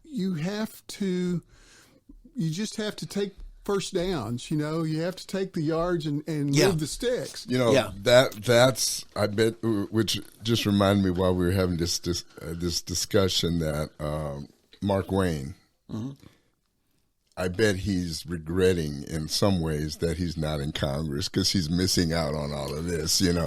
By being in the Senate now, he's not able to, because boy, I guarantee he'd be in the thick of it. He is so ticked. He does not like Matt Gaetz. He and Kevin McCarthy are so tight. One thing about Mark Wayne is he seems to me like a very loyal. Oh, he loves person. McCarthy, and I think McCarthy gave him and his family, especially his son, that I think McCarthy was very helpful to them when Jim, Mark Wayne's son, was going through his rehabilitation, because he did that in Bakersfield. Yeah, the barometric pressure. That was right. He did a lot of his physical therapy in Bakersfield, which is where Kevin McCarthy is.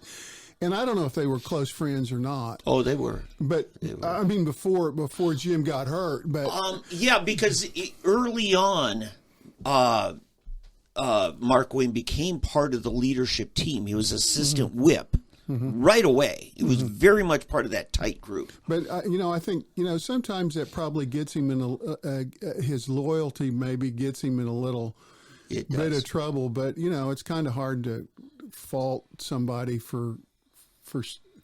But here's another thing about, and I know we didn't really intend to get off on Mark Wayne Mullen, but for all of his rhetoric, he's a pretty pragmatic guy, I think. Yeah, that's what brought me to when you were talking about, taking some losses if you can get some wins. Because right now, we're not getting any wins while we're trying to sit here, argue among ourselves. I mean, it pretty much shut down the impeachment. It reminds me of this this friend of mine when I was with Youth with a Mission overseas missions, and this friend told a story about the South African church, and they had been just talking and praying about a new sanctuary, and they were waiting and just praying week after week, and then finally one day someone has a word from the Lord, and it says, yes, thus saith the Lord, just buy the damn thing. Well, I think, but that's kind of what, I'm waiting for a word of the Lord, just appoint a damn speaker, will you? I mean, it's like, it's time to get this thing done with. You guys are just looking like idiots. I mean, Scalise, Jordan, and now you've got, who is it? Mike Johnson and this Austin Scott that nobody outside of Georgia's ever heard of, and so come on, what are you guys doing? And that may be what it comes down to, is that they have to find the most obscure member of the Republican conference to put it. But, I would say that what this has done, maybe what this has done more than anything from a conservative standpoint on the negative side, is that it's really screwed up the effort to bring the spending and the revenue in some kind of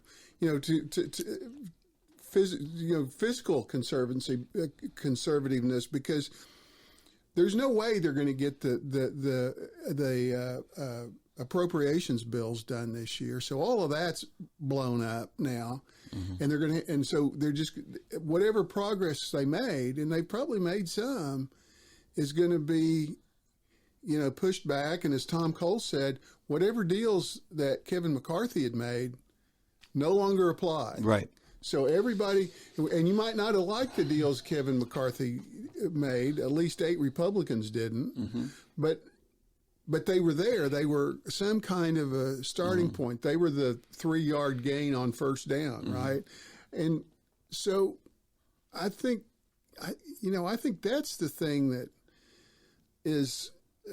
But on the other hand, I understand that people have really strong feelings, or the people who elected them have very strong feelings, and you're trying to impress the people who elected you, or you just got mad at the guy. Yeah. Or, I think several of these people that voted no are probably not running for re-election, or they're running for another office. Some people think Gates is going to run for governor and stuff like that. Yeah, he flat out said no to that. Did he? Okay. Yeah. But so anyway, I think that I know that the folks who voted no hoped that it would speed up the process, but they're not going to get one of those 8 people elected.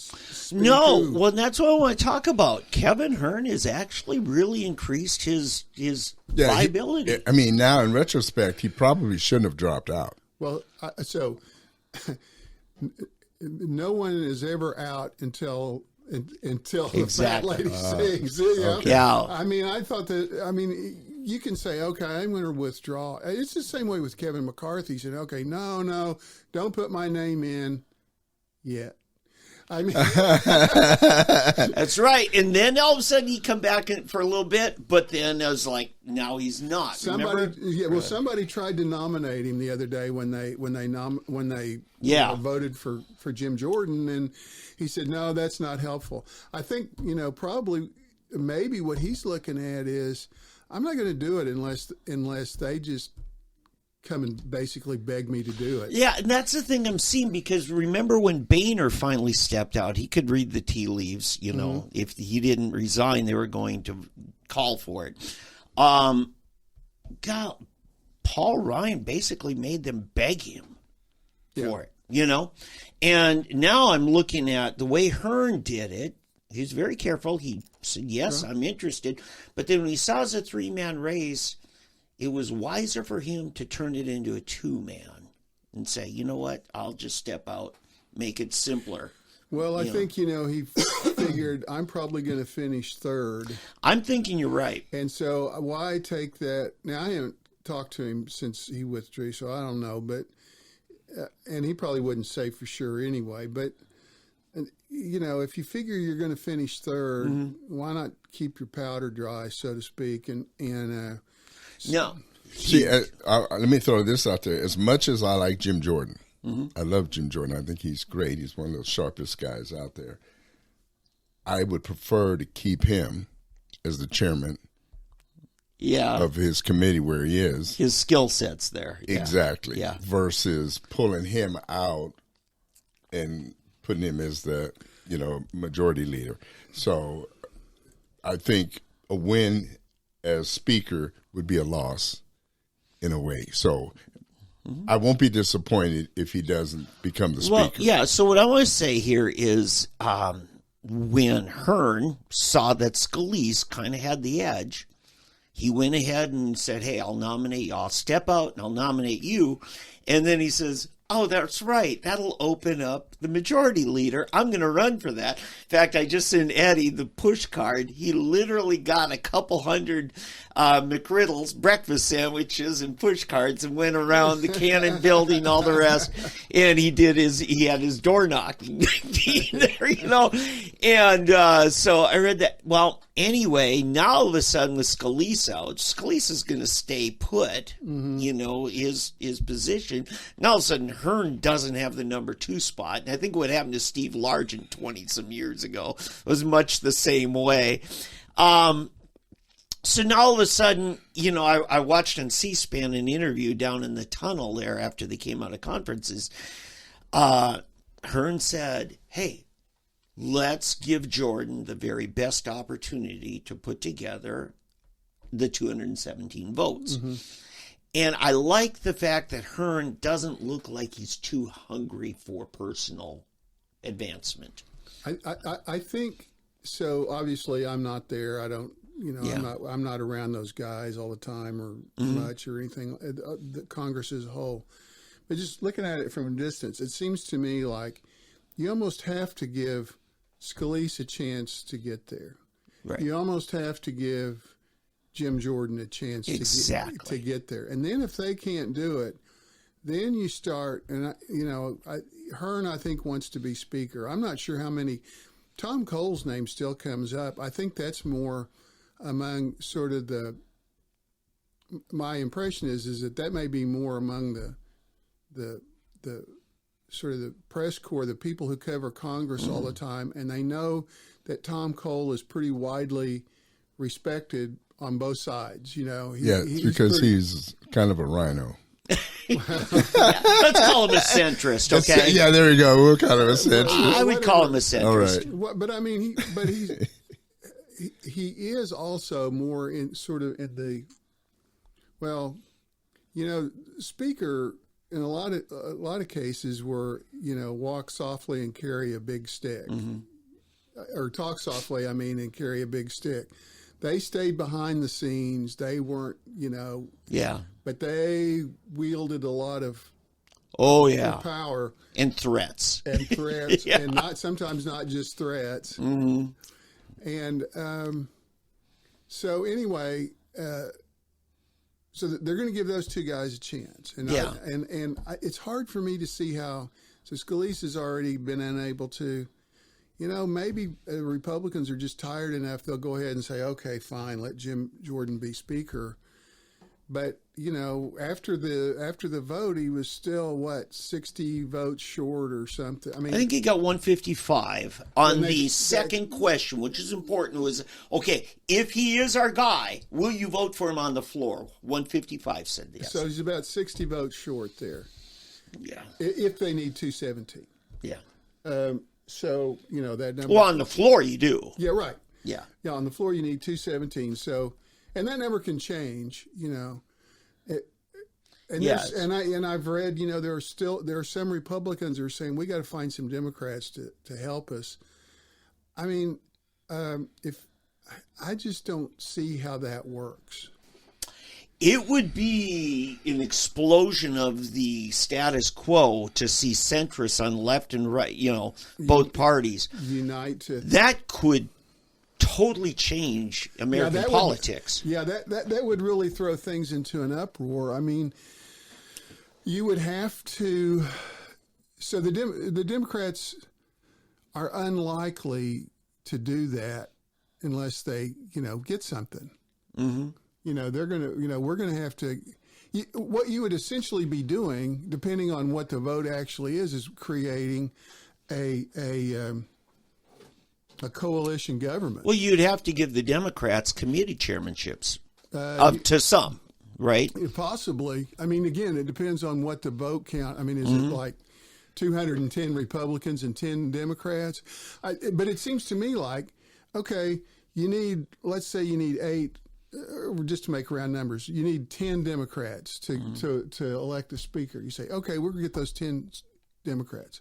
How many Republicans then are not going to vote for the Republican candidate because they're mad that you're letting them, you know, that they're relying on Democrats? and I don't necessarily blame them either. Right? Yeah. Okay, so we're over 1,000 miles away from where we sit. How do you grade how Kevin Hern's handled the last 2 weeks? Oh, I again, I don't have much to base it on, but I think he's done fine. I haven't seen a mistake yet. I think he's done fine from what I can see. Yeah, right. I mean, he has not done anything to disqualify himself. Yeah. He hasn't. I mean, I know this sounds probably is going to sound bad, but he hasn't done anything to embarrass himself. Yes. And I don't mean that in a bad way. It's just that you get in these situations, and sometimes people just do things that are so. Yeah, he's a very intelligent guy, very sharp, smart, and I think the fact that he's not that well known nationally, he hasn't, as you said, been able to embarrass himself because he's not. Well, most people don't. Just as we don't know anything about this Austin Scott person, most other people outside of Georgia don't know. And that's the thing, is these are decided by entirely different realities. Right. This is the 200 and some people that are in your conference. Mm-hmm. And it could be an entirely different world. People who are popular with the media might have very low profile there. Right. But guys like Tom Cole, very highly, I mean, Bridenstine and I were talking about, he says, Dave, you have to understand, Tom Cole is Darth Vader. He is that. I mean, he told me that in private, but you know what? He's out now. I can talk about it. But those are the kinds of things. And Kevin Hern, because he got tapped to come up with a budget blueprint to get us to a balanced budget, and did so well that the chairman of the Republican study group said, man, this is the best way. It's better than anything I ever created. And that propelled him then last year to become chairman of the largest caucus, the Republican study group, 157 members of that. So you got that big of a consensus of people who said, this is a leader on policy. And so I think he's well positioned without being the demagogue, without being the flamethrower. And I commend him greatly. Yeah, so who knows? Maybe he'll be the guy. Maybe. Yeah, I wouldn't rule him out. I mean, it's almost like I wouldn't rule anybody out. There's a congressman from Texas who's been pretty active on X. That's kind of been. Chip Roy? No. Troy Newell? No. Okay. This is a guy I actually had not ever heard of before, but he's been poking fun at the whole process. Yeah. And I'm not even sure he's been like participating in the votes, but he said, "Are we doing this? Are we running by alphabetical order? Because I don't want to miss my own nomination." That's true. Yeah. But anyway, so I'm really impressed with, like I say, how Hern's done it. And if he's, first of all, saying, you know what, I'll do what I can to give Scalise a shot. Now because he actually was a nominator for Scalise. Then he was a nominator for Jordan. Yeah. And he gets and he said yesterday in C-SPAN down in the tunnel, he says, hey, let's give Jordan a chance to put together a team. That's first, you know. And I think maybe it also takes some of the bite out of the people. By the time you go to candidate number 3, people say, okay, let's fine. We're fine with him. Hey, listen, I've got the perfect person. Yeah. George Santos.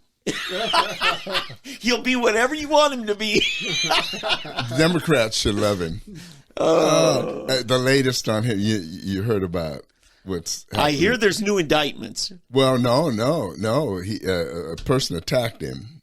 Oh. Yeah, but they've been arrested. There's a video out where he's just going off on this person. He's cussing them and yelling, you know, and said this person should not be in here, should be arrested.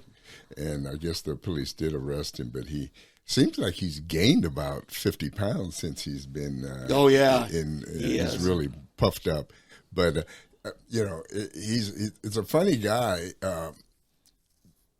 as I always have an issue because as shady as his election was, or his process of getting there, the guy has made all the right moves. He's voted the right. He's not a dumb guy. He's a very, very intelligent guy. He seems to be on the right side. I think he outfoxed the foxes. We've talked about this in the past, that instead of doing all of the things that Republicans have accused Democrats individually of having done in the past, he just did them all at once.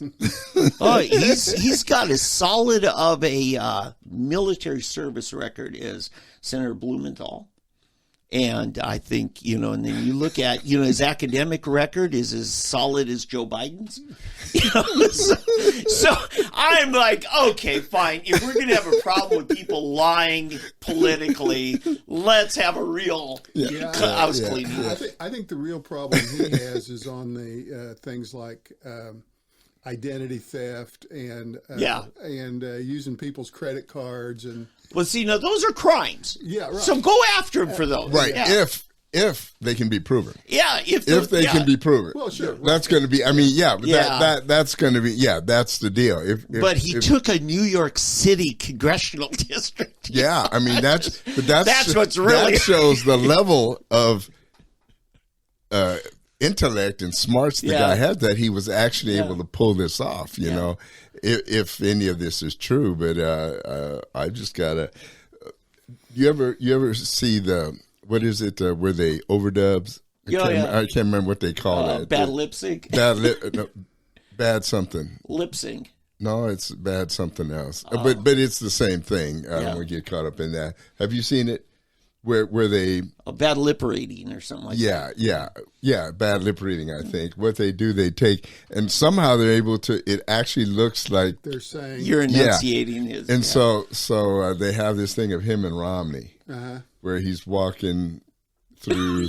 It's at the State of the Union. Romney is talking to him and just giving him and he's insulting. Romney is insulting him, and he's just going back at him, and it's just this thing between him and Romney. Yeah, that was a good one. That was back last winter. It was really those were famous from the 2012 presidential debates. Ron Paul was the one to go after. Hey, I got to get a couple quick takes on two things. State issues are Oklahoma tax commissions come out with emergency rules on the parental choice tax credit. Have you looked at that? I have not. Okay, that's a thing coming. And then you and I have been down at the county commissioners meeting. They're looking at a courthouse. Yes. I didn't make the last meeting. It's about prospective sites. Right. So, well, there's two general. They actually had, I think, 8 scenarios, and they've kind of narrowed that down to 4, but really there's 3. So one is to try and fix the existing courthouse and then build an annex across the street south. Yeah. On the southwest corner of 6th and Denver. Right. So that's number one. Number 2, and the one that seems to have the most support right now, is to build an entirely new courthouse along Denver between 7th and IDL. And it'd actually go down to 12th Street, which is that basically the access road where you get off the IDL. And then the third one is to build a new courthouse on the east side of downtown, and it would be up against the east leg of the IDL between 4th and 6th Street. Just north of Home Depot, about a couple blocks. Yeah, exactly. Yeah. So, and I had heard about that one from a source, that was kind of the going idea as the most efficient, the way you could kind of do a clean build. And so the stuff that they and I wasn't at the last meeting, but I talked to Kevin Canfield, our reporter, and he showed me all the stuff they handed. And I'm always a little bit leery of these reports that official bodies have commissioned. it's funny how they always seem to turn out exactly the way they wanted to do it in the first place. Yeah. But it shows that building a new courthouse would be quite a bit cheaper. Yes. Than trying to renovate the existing courthouse and then add this. Cheaper and faster. Cheaper and faster, because the problem with one of the things about renovating the courthouse they have now is that they're doing business in that courthouse. Yes. And it's full. And so you have to move people around. And you shut down the level of production going on there in order to renovate. And I think what they would do in that case is they would build the annex first, and then they would, shift people around, and then they'd go to work on the existing courthouse. Now, I could be wrong about that. I've lived in Tulsa since 1979. And it seems to me like most of the time I've lived here, there's been something wrong with the courthouse. Remember when the jail was up there? Yeah, right. They had problems with the jail, but I mean, just like plumbing issues. Yeah, and so my understanding, and I'm pretty sure about this, is that there's something about those. They have those marble panels on the exterior of the courthouse. I think they're marble. Granite, I think. Is it okay? Granite. Anyway, these stone facing on there, and for some reason moisture gets in there, so they got a moisture problem in the building, and then there's other things. I mean, it's coming up on it's over 60 years old.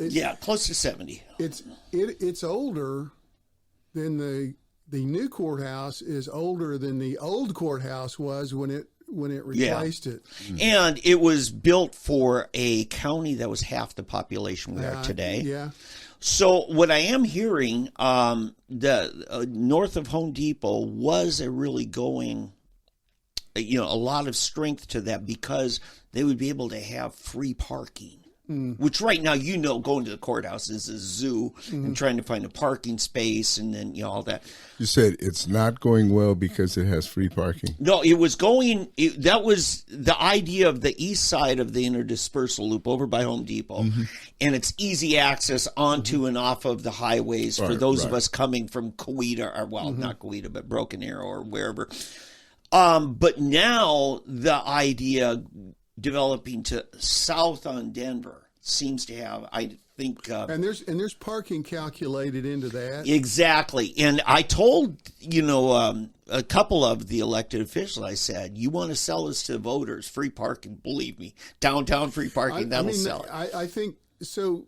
They would like to have it as close to that building that has that. What do they call that? The headquarters building? Yeah, the administrative or executive building. For people who don't know, they moved all of the offices except for those related to the court system out of the courthouse and Caddy Corner to a building that, what was that, Community Care or something, that they renovated. So all of those functions are in a different building now. And so they wanted to, if they were going to do something, they wanted, if possible, to stay. Keep all of that contiguous, and also as close as possible to the jail. Yeah. So I think talking to Kunzweiler, he likes the idea of developing south on Denver. And I think right now, you've got Kelly Dunkerley probably would be really happy with that. Yeah, I know he. Yeah, my understanding is that that's probably what they're going to try and do. I think so. Now, Salih likes the idea of just renovating, expanding, using the current facilities and growing on that. Yeah, I mean, he refers even to Dunkerley almost as like he's big government. Salih is kind of old school, keep government small.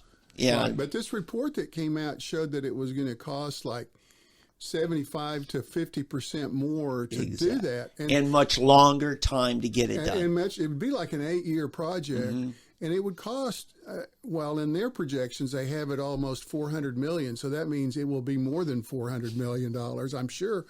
So they may. I mean, they would have to do a bond issue, and the people would have to vote on it. it will be. I think you were there that day that they, did the presentation on what their projections for courtrooms and things. What do we need? And I thought that was kind of interesting. Mm-hmm. I hadn't really thought about it. It is, I have to say, I had at times walked into the courthouse and thought it seemed a little bit scary the way you had people waiting to go in for trial sitting there on benches, and it was, it'd be pretty, it's pretty crowded in some of those hallways and things. Yeah, I think, much like at TCBH, the mental hospital, I remember talking to the administrator, said, this was built like the old nursing homes of the 1950s. And for a mental health facility, it's dangerous for our employees. She said, we could save money over 10 years just by building a new building. Mm-hmm. I think the same's true in this courthouse. If you can do a clean, fresh build, you can build it to cost less to operate. At least that's what they were trying to tell us that day. And of course, and so I don't know what would happen to the existing courthouse because, it's part of that complex. Could you sell it? I'm sure like the Chamber of Commerce folks and so forth, they're kind of circling, wondering, could we put a hotel there? Could we put a hotel kind of like we do at the old City Hall. Exactly. Yeah. And they want to put one where the municipal courts building is, because the city is eventually going to move out of that. No, that's where the downtown police are, right? Right. Yeah, exactly. It's just to the west of the courthouse. So between the courthouse and the old Civic Center. Correct. Yeah. Mm-hmm. So, interestingly, apparently one of the places they looked at moving to was, as I was looking at the map, is where the Cimerex building is. And I don't know if they were thinking about trying to buy the Cimerex building. Tell us where that is. That's the building right across the street east from the BOK Center. Okay, yeah. Yeah, and I don't think that has a lot. But anyway, I wanted you to weigh in on this because this is, to those of us on the political right, this is core services of government. This isn't like selling an arena or an amphitheater. This is... Well, yeah, but I think at the same time, people always, it's like what happened with the state capitol, Mm-hmm. These things always come last. Nobody wants to talk about spending money on courthouses or mm-hmm. Capitol buildings, or things like that. But on the other hand, if you have to have functioning and functional facilities. Yeah. Yeah. No, I think for people waiting for a lawsuit, even if it's civil court and that, a lot of times you're just waiting on facilities for a judge to convene in. And, trials, I've watched people sit in the county jail for over a year or, waiting for trial because it's just the process so long. Well, especially after COVID. Yeah. Yeah. So anyway, no, I wanted to hear from you because we met down there the other day, and I just thought this is an interesting deal. I think it's good. Anything else? What's coming up in the articles for you?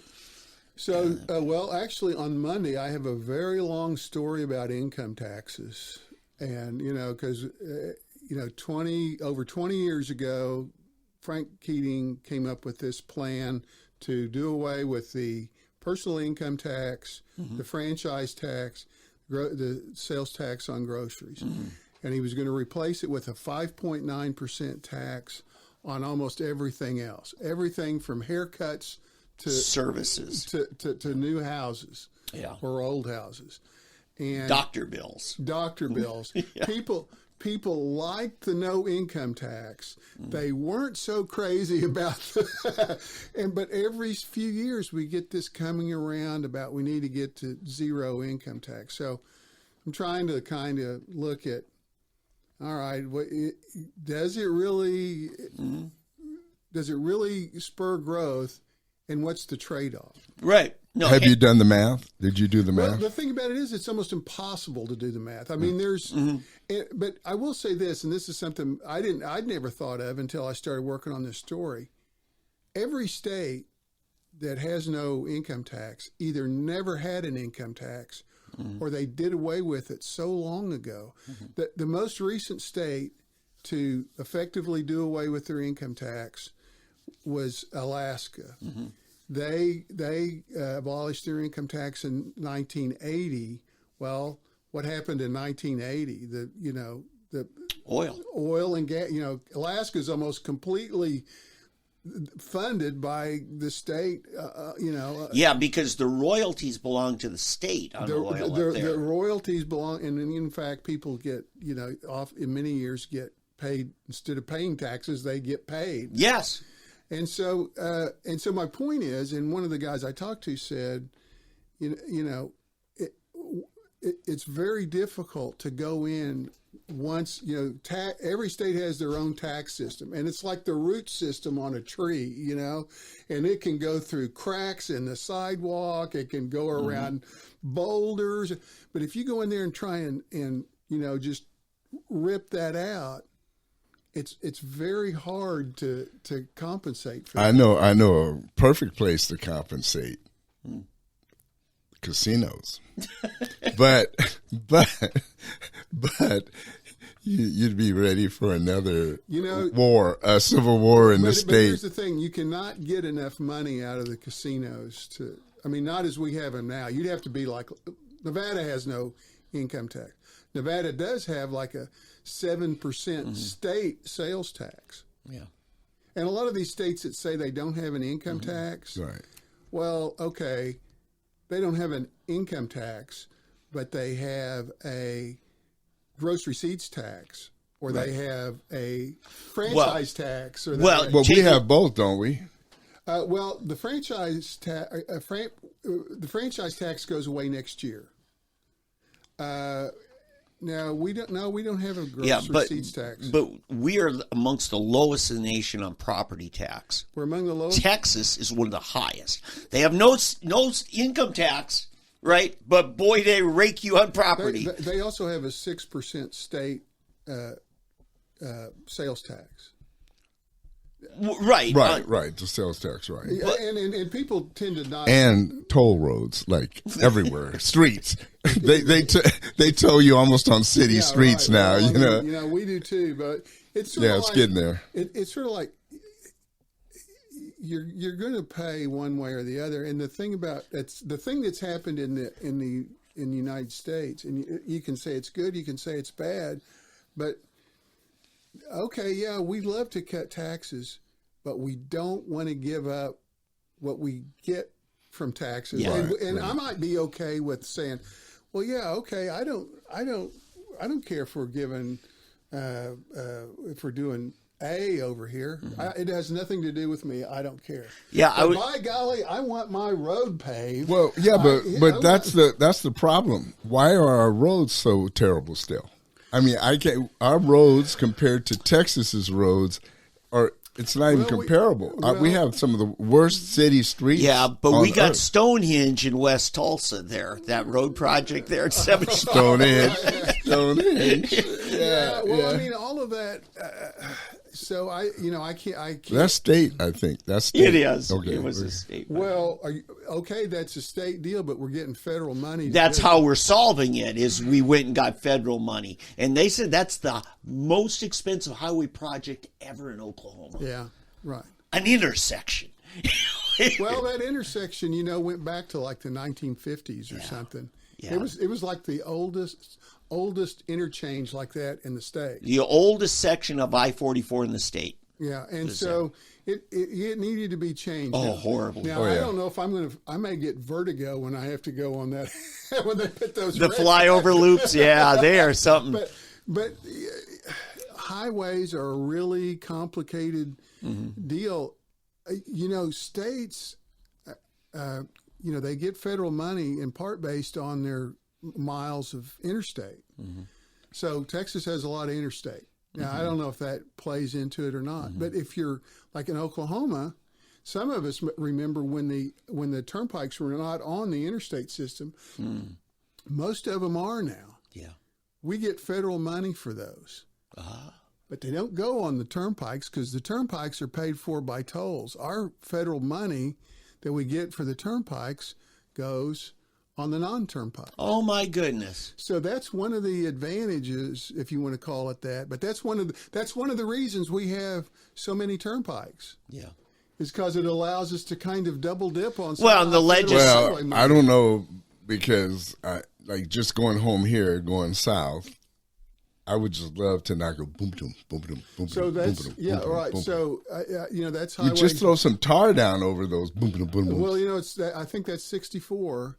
So that's a state highway, and I don't know if Memorial. yeah, and so I don't know who's it's either the state or the county is responsible. That's another thing we get into in government is, okay, who is actually responsible for doing that? And with roads, it's really confusing because sometimes it's federal, sometimes it's the state. Now, I mean, really, it's all the federal is the state, really, but sometimes it's the county and sometimes it's the city. Yeah, and so I don't know. In the city we have a street department. Yeah, like the Tisdale coming off of IDL. Once you get about a quarter mile, all of a sudden it's the city pays for that highway. Yeah, probably. I had no idea. I know because I tried to get something fixed on there. Oh, yeah. Finally, I called the state, and then I called Darren Gantz, and he said, "No, that's not county, that's city." But the answer to why our roads are so bad, the basic answer is trucks. Yeah. Gary Ridling, who was the head of the highway department for a long time, one time he told me and I don't know about streets exactly, but he said like our highways, the way they're built now, cars could drive on them forever and never wear them out. That it's all trucks. Which really ticks me off now that we switched to plate pay. Now, if I'm a trucker from Illinois, they're never going to charge me. I get to use Oklahoma roads free. And if I got a Choctaw license plate, I get to drive free. The Choctaws are actually the ones that they have the numbers.